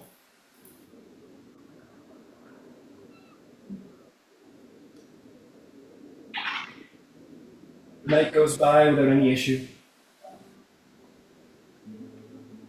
The next day will come. This will be day 3 of your voyage out of 11. And let's see how the day goes. Fine, there will be no krakens or dragons or megalodons or anything of the like. It is smooth sailing today, and the weather's a little cloudy, sunny but partially cloudy out here on the open sea. Is there anything anyone would like to do today? Or if not, that's perfectly fine too. Between ship duties, I'm just gonna do some fishing. Oh, some fishing, huh? Yeah, I have a fishing rod from earlier. Fair enough. Let's do a Do little. I have a fishing rod? I don't know, is it in your inventory? Feel like one? Hang on, I'm gonna see. Do I have a fishing rod? No, for some odd reason. There's gotta be a fishing rod somewhere on this ship. You just gotta take it while no one's looking. There's absolutely fishing rods aboard this ship. No. Yeah, Star's gonna join Ciela with fishing rod. He'll just be like, looks around, uses sleight of hand to grab the fishing rod and run.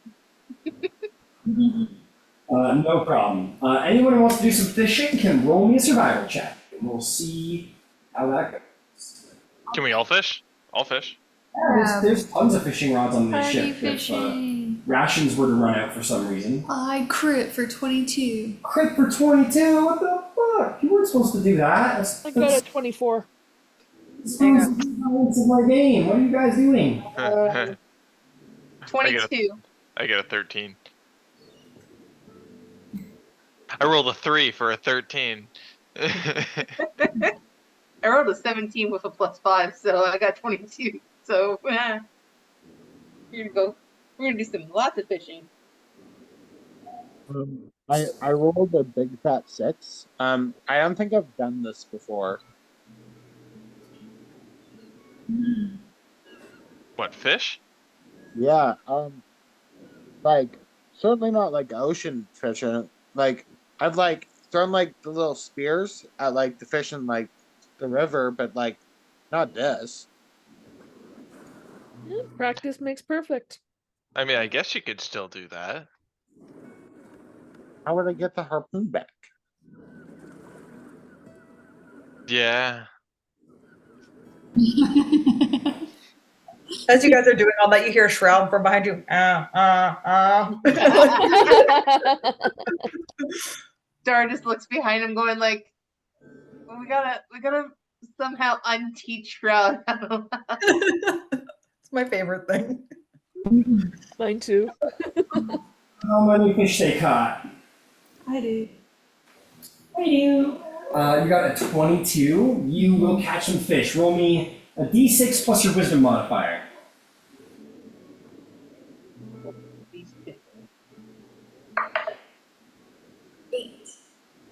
8. So as you do some fishing today, you are going to catch a couple of fishes. You're going to catch quite a few, in fact, 8 pounds worth of meat. 8 pounds. I'm gonna feed it all to Helios. All right, Helios is one happy griffin. Cool. Making an animal handling check advantage to see how your bond with your bird's coming along. 21. 21, Helios thinks you're the coolest. Sweet. Yeah, Helios eats all of the food and is actually getting a little bit more like cat-like. Has the sort of bird and feline body and starts to I don't know, supposed to be like a little bit more cat-like, like wants to like be closer to you, and it's getting a little bit more needy for your attention, and it's good. Things are going really well with you, Helios. Nice. All right, who's next? I got 24. Before roll me a d6 plus your wisdom modifier. I got a 6 plus 3, 9.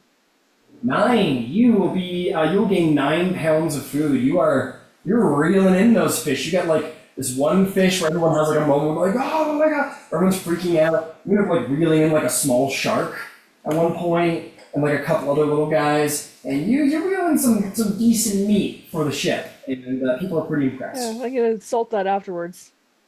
Well, I'll say, well, you're a ranger, and you can forge for double or something like that, can't you? I'm not sure. Where did I find that? In your features, it might be a natural explorer, or maybe you have the Outlander background. I don't know, but I thought Oh, I have remember. the sailor background. Okay, well, look around. I think I remember you saying that you can, when you go foraging or hunting, you find double or something like that. But let me know. Yes, my proficiency bonus is doubled for proficient skills when I make a wisdom check related to it. Oh, okay. Well, then that's another thing. I just was because I know the Outlander you find double. It might be different on Ranger Revised, but the website's down right now, so I can't check it. Oh no. Well, that's shit. Anyway, it's not a big deal. You get you get to bring in a lot of fucking fish. Who else? Me. What you got? I got a 22. You will also catch some fish. Roll me a d6 plus your wisdom modifier. I got 3. 3. You catch a couple fish. It's not as impressive as Aravir or Ciela, but you reel in like more than your fair share of fish. There's like you get this one fish that's like huge, and it's almost like hard to hold because it's like a pound of just like in one fish. It's huge. And then you reel in a couple little smaller ones throughout the day. You guys just kind of take the day off and just go fishing together. You spend a couple hours fishing off the side of the ship, and you reel in a fair amount of meat, which is not going to make anybody unhappy on this ship. Who else went fishing? I got 13.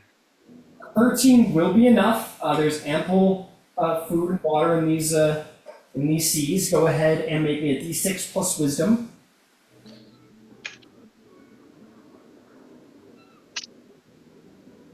That is 7. 7. You reel in a fuck ton. You reel in like 7 pounds of fish throughout the day. It's biting for you, my friend. Does anybody else fish? Felix Stroud? Yeah, I got a 7. 7? Sorry, I got a 6. I apologize. A 6. You reel in like a couple little nibblers. It's a little embarrassing. You reel in a couple little guys that are like no bigger than the palm of your hand.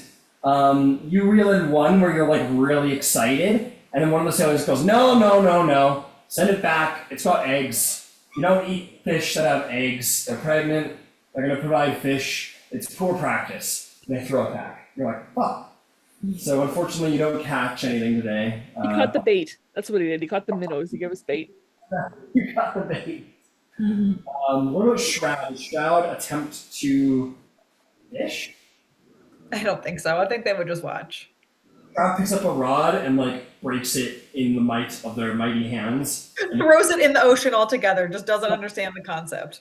Shroud just like throws the fishing rod in, and you see like this one big fish like float to the top, speared by the fishing rod, just floats up to sea. Hilarious. So your combat protocols are working just fine, but not really built for fishing, unfortunately. Right. You guys have a cool day, or you just hang out and do some fishing and sort of celebrate each other's catches and have a good time. And it's been a long time since I think you guys just have come together as a party to just like have a fun night and just like an innocent day of just hanging out. Ready to go out spend time? Yep. Yes, you can. Okay, thank you. Look at that pride. That's right. Can't be having too much fun. All right. If there's nothing else, You guys all confine yourselves to long rests once more on, I believe that was day 3 of your travels. And with that, you will all have a, maybe not a restful evening.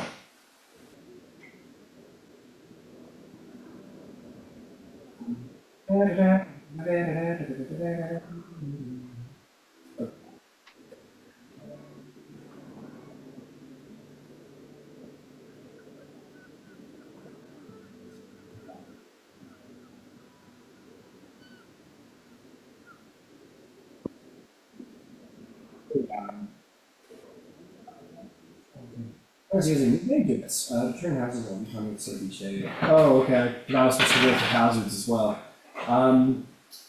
But no hazards. Who wants to roll D100?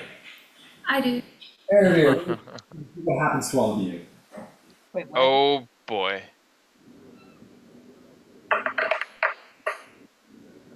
56. 56. Oh. Thanks, Aaron here. Oh no. Great job. Just,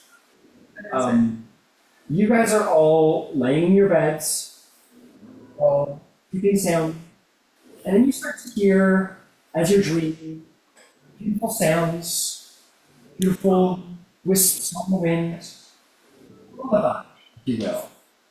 I need everybody to make a wisdom saving throw, not including your mounts.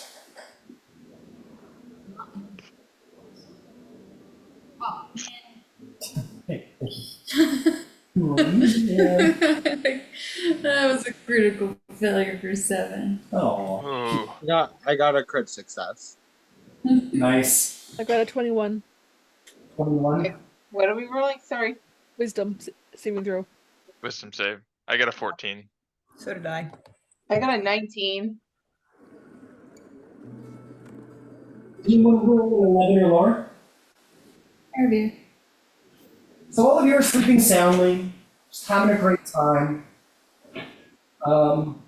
Shroud, you're like half in stasis mode, and you start to hear this like lullaby sound.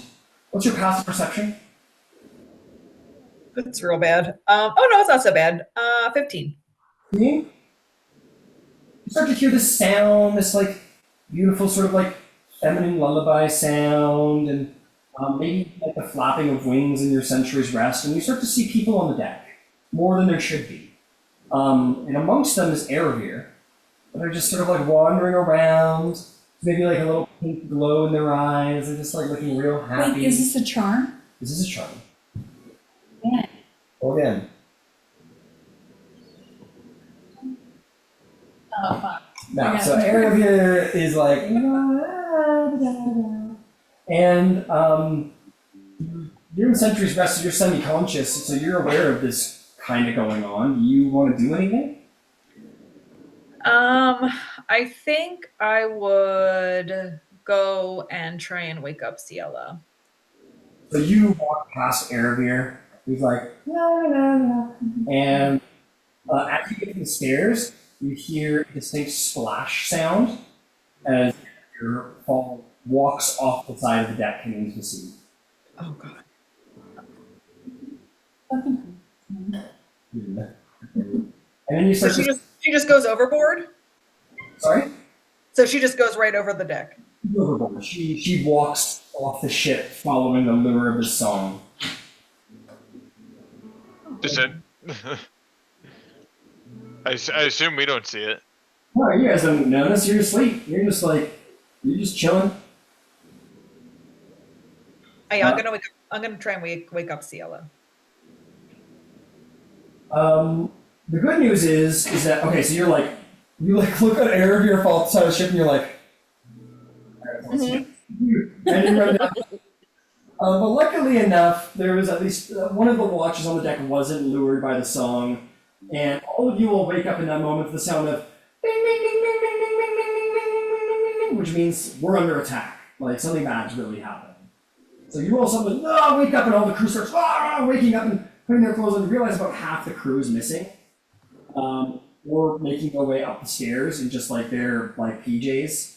They're walking up the stairs, and the crew starts to get ready, and you hear a cannon shot go off upstairs. And what does everyone do? Grab my bow and get on deck. No one except Shields wearing armor, but if you'd like to get to initiative, now's the time. Mm-hmm. Star preps his daggers. Yeah. I think while we're doing that, I just want to make it really clear that I would say like Aravir like is in the water. We'll say that's where initiative starts, is when you guys see Shroud sort of like making his way through the crowd of trained individuals, and basically says like Aravir is in the water. He is dead. And you guys can all hop on it. All right. My blades up ready. That's 4. All right. Roll for initiative. Roll for initiative. Yep. We're gonna see how far away you swim from the wall.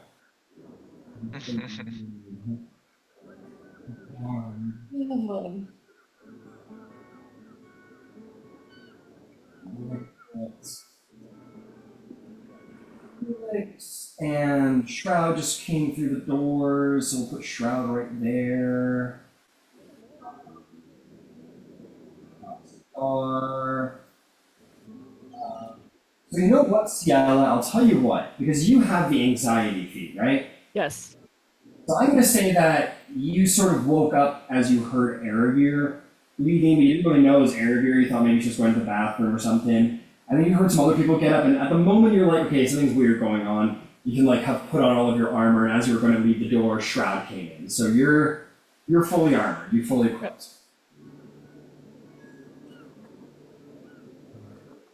Yellow, Felix, Star, and Terrence are all here. Shroud, you're in the door. Aravir, you're going for a little swim. Yeah.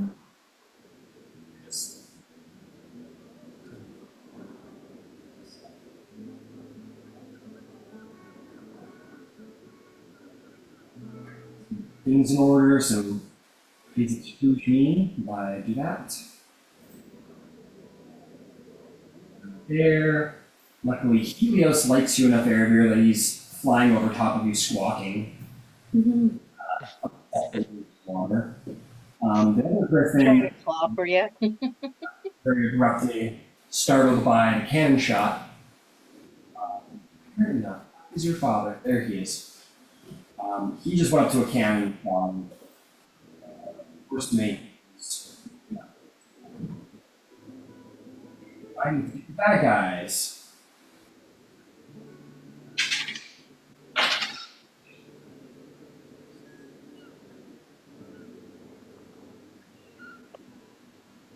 Unicorns. Ah, harpies. Right.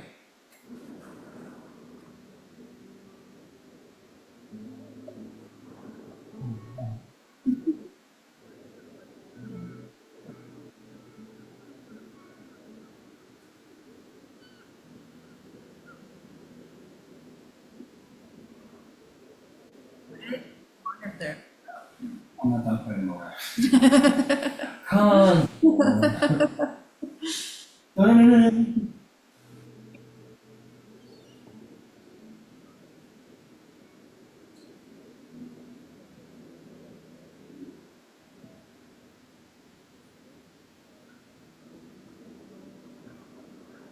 Go.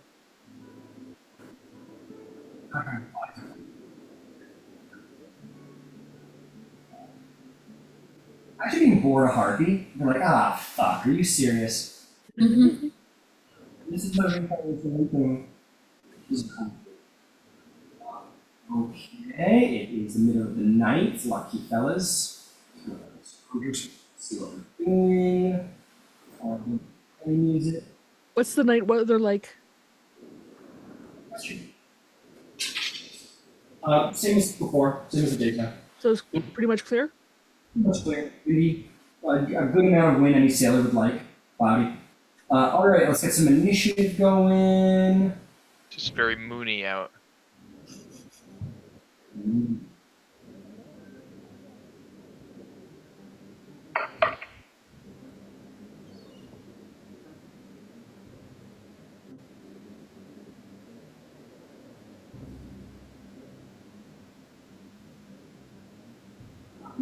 Sure.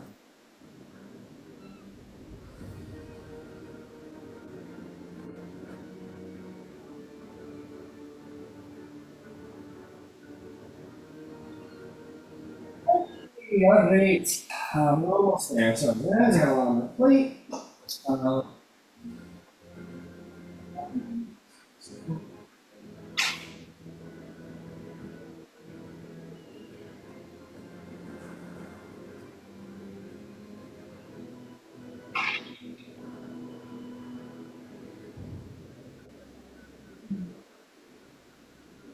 Okay, initiative's up 25 to 20. Stella? 24. 4. Anyone else? We're at 20. 20. 20, okay. 20 to 15? 19.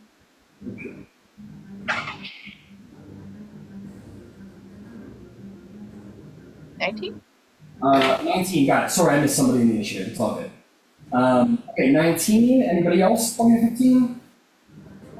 How about, oh, I have a couple people.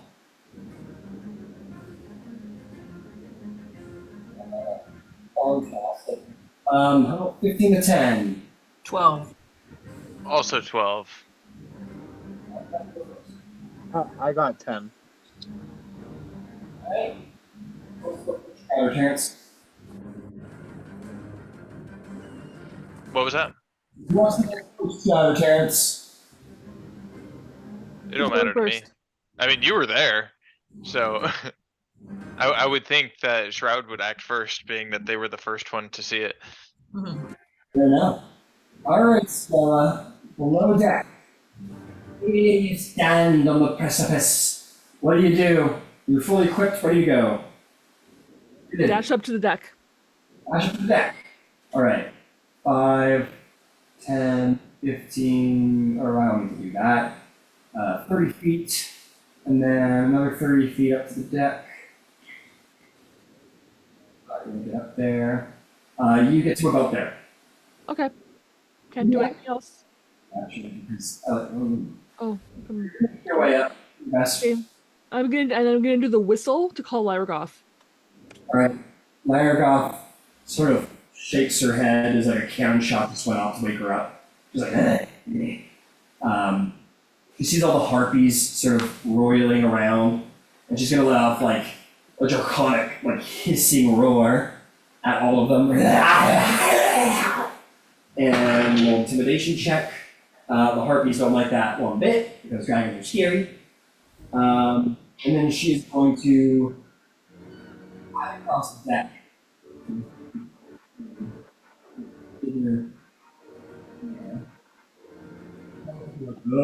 As, just, And as she gets to where I can see her, can I tell her to do something? yeah. Eravir went overboard. Can you get her back on the ship?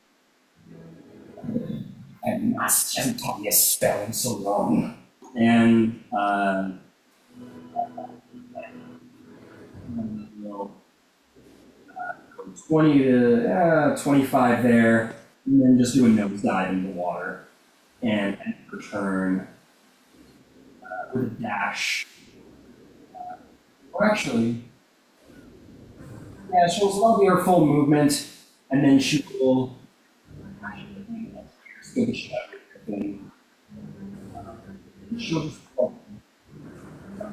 there. And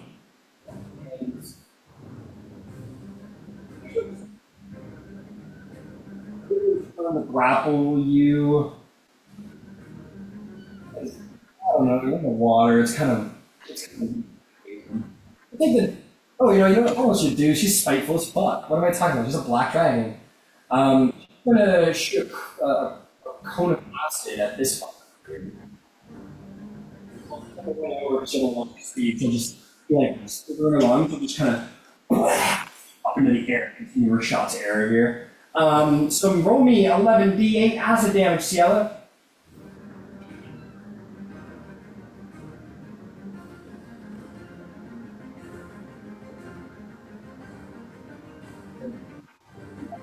Yes. I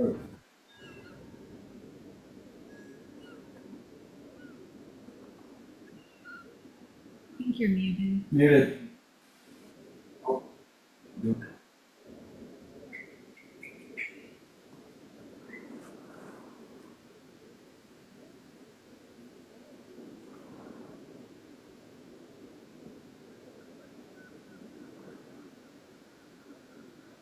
52. 52. Largoth sort of swims over and then casually like lets out a like a spray of blackish acid that only coats the harpy, and she goes ah! And like her flesh melts off of her face, her muscles sort of drip off of her bone, like meat off the bone off of a barbecue or whatever, and she fully just melts and falls down into the ocean dead. Largoth very uncaringly just like continues to swim. The Ciela. Good Largoth. Good Largoth.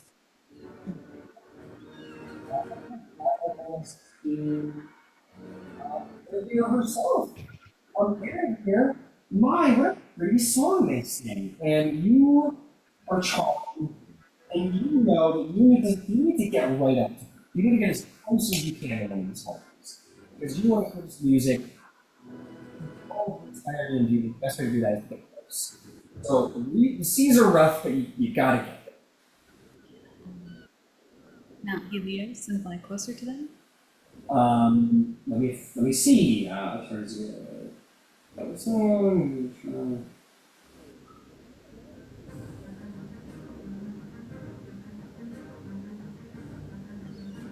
You must take those direct routes. So you have stuff to try to get closer. It's very like almost like you don't care, like you're not using all of your instincts, you know. All right, now you're going to take an opportunity attack to try and grapple you. So make me an athletics or acrobatics check. I'm going to say for the because you're swimming and you can attempt to make grappling resistance for yourself. That's really evil. What you got? Yep, I got an 18 on the dice without any extra stuff added. Yeah, you're like swimming over here and you see this big draconic claw try and grapple you in the pitch black, and you're like, no. And it grabs you. It sort of like waterboards you a little bit. Like she's not a very careful creature. She's not trying to like drown you or anything, but like slaps you in the water and you get like woo, submerged for a second, and she kind of like pulls you partially out, but she's got you. She's got you grappled. Mm.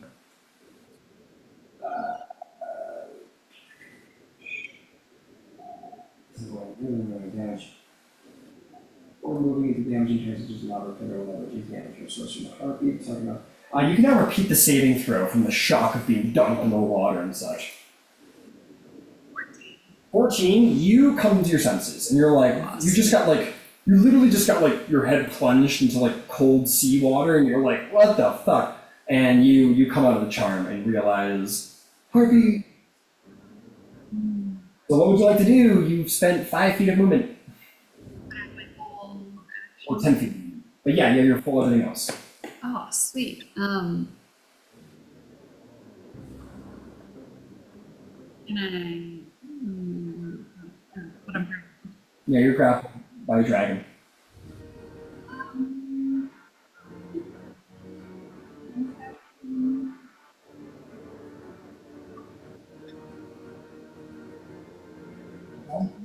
You do a little underwater dancing. Sure. All right, you start like, you're kind of grappled, so you don't have a really good range of movement, and you're swimming, so you kind of just start like flopping around in the water. Naked eye, it looks like you're just kind of like flopping around, but you know that you're doing actual arcane gestures. It just doesn't look really elegant when you're swimming. Yeah.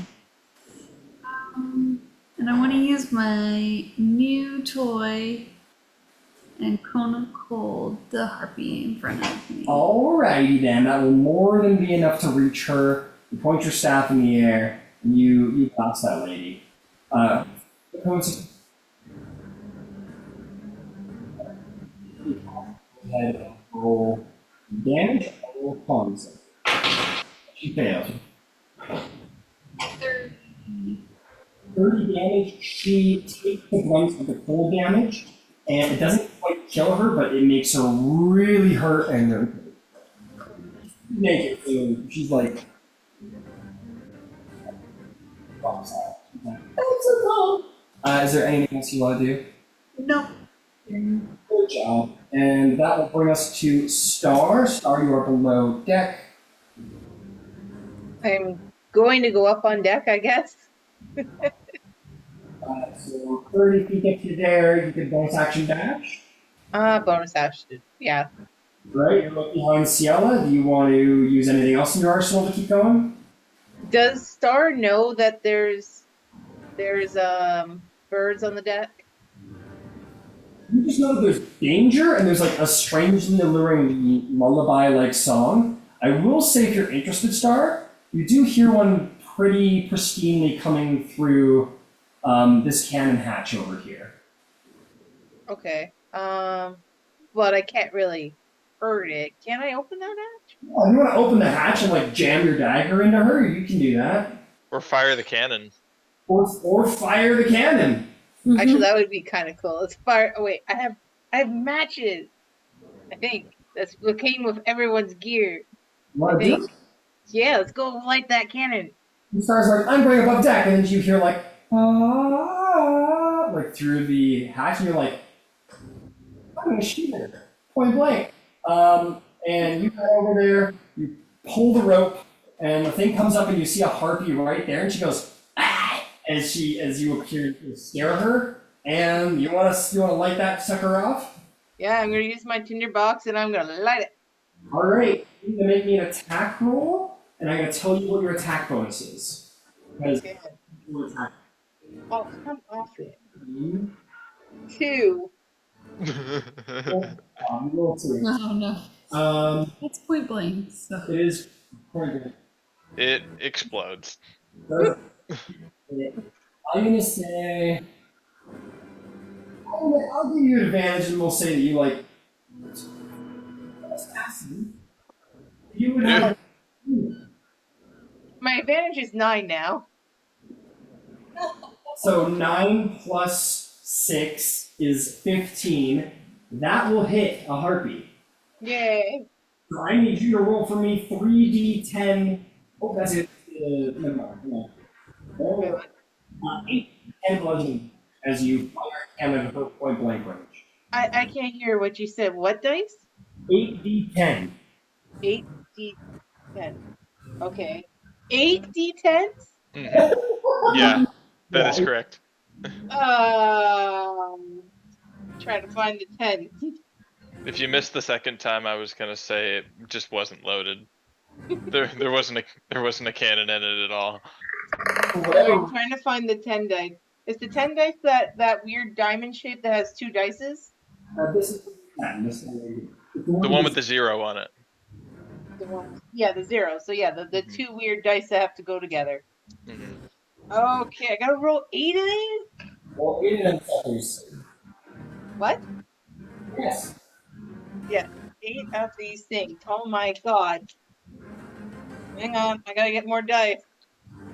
Or I'm gonna be here forever. 1, 2, 3, 4. Oh my god. 5, 6. Do I have enough? 2 pair, second pair. I'm missing the third pair, 4th pair. Okay, I only have 4 pairs, so I'm gonna have to roll this twice. Oh my goodness. Okay. This is a lot of numbers. This harpy's dead, right? Yeah, this harpy's probably dead. 98 plus.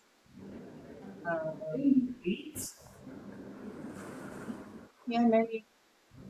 Yeah, I got a 90 and an 8 on one set. Oh. No. How do I read these? So this dice here. I can't see you, Ryan. Why can't I see you? Okay. Okay. Oh, the diamond. Oh, that's why I kept asking. Are you guys talking about like the weird other dice? Listen to me. You're rolling the right dice, but you're not taking the 10th decimal. So when you roll a 90, you're rolling a 9. So look at this guy. You see him? Yeah, I know. I was rolling the wrong dice. I was rolling this dice. Where's my camera? I can't see it. Blah blah blah. I was rolling these dice. Yeah, those are the correct dice. You're rolling correctly, but for the second one with the zeros on it, it's not considered like a 10th place. So when you roll a 40, you roll a 4. You don't actually roll a 40. Oh, You're rolling a D100 right now. okay. I took all the dice out of the thing because I was thinking I wrote something wrong. No, Okay. yeah. You're rolling them both, but you're not taking the 10th decimal. It's only one decimal. Cool. Each die is either 1 through 10. Yeah, each dice is 1 through 10. When you roll 0, that's a 10, but regardless of. So confusing. I am just gonna write down the dice in the chat and you guys tell me what I'm doing. That's fair. Yeah. So 1, 30, this 30, 4,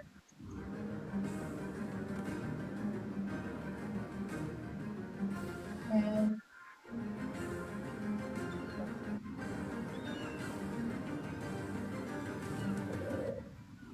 Okay, that's the first set of 4.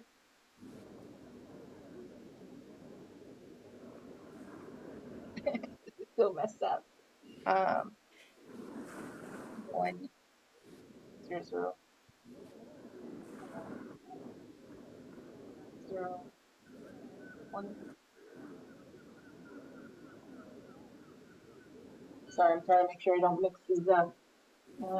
2, 40, and 640. Okay, those were the 2 sets of that. I don't know how to calculate this. You just add them together. Just okay. 1 plus 2. Yes. It's all messed up. This thing's gotta be dead. Well, it's possible to roll all ones and then it's only 8 damage, so. Well, you're saying don't register the zeros, right? Right. The double ones? Okay. 0 is 10. Yeah. The maximum is 10, that's right. Each die is 1 through 10. Yeah. Ooh, this is gonna hurt my head. Okay. Okay, that's 1, 2, 3. Trying to get this right. 1, 3, 4, 8, 0 plus 1 plus 7 plus 6. Sorry, guys. 1 plus. This is why I never want to use these dice ever again. Yeah, in the future, don't use the 10-0-0 dice. Just it's confusing. All right, I think I got 49 out of all of that. 49 damage. Whoopee. That harpy looks down the barrel of your cannon star, and you fire that ball off, and it literally just tears her in half. It hits her in the chest, and her body just like her torso just explodes. And you have killed a harpy with a cannon, and you can never say that you haven't ever again. Yay! And Sarah's just like, oh, that was sort of gruesome. Probably got a little bit of blood splatter on the other end. It's just like, ew. Oh no, all the splatter was going that way, don't you worry. So for once, you kill somebody at point blank and it doesn't coat you in blood, which is good. Maybe? All right. Must be novel.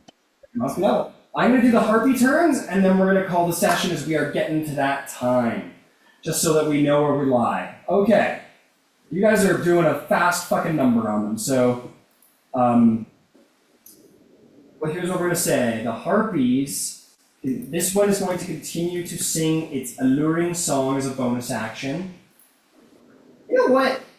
I gotta say, these two harpies are not interested anymore. There's a dragon and a griffin right there. Erebir just iced that one lady. These two particular harpies are not interested in continuing the fight. They were intimidated earlier, and they're intimidated now. They fly away for 80 feet. They're like, bye-bye, no more, all done. These three over here, I got too many on this side, actually. Oh, no, I don't. These three are surprised, but I think they keep fighting. So they're going to just keep their alluring song go on. I don't think they see anyone particularly martial at this time. Sing their song, stay out of the way of the cannons. Cannons are bad. And that's going to bring us to the matriarch.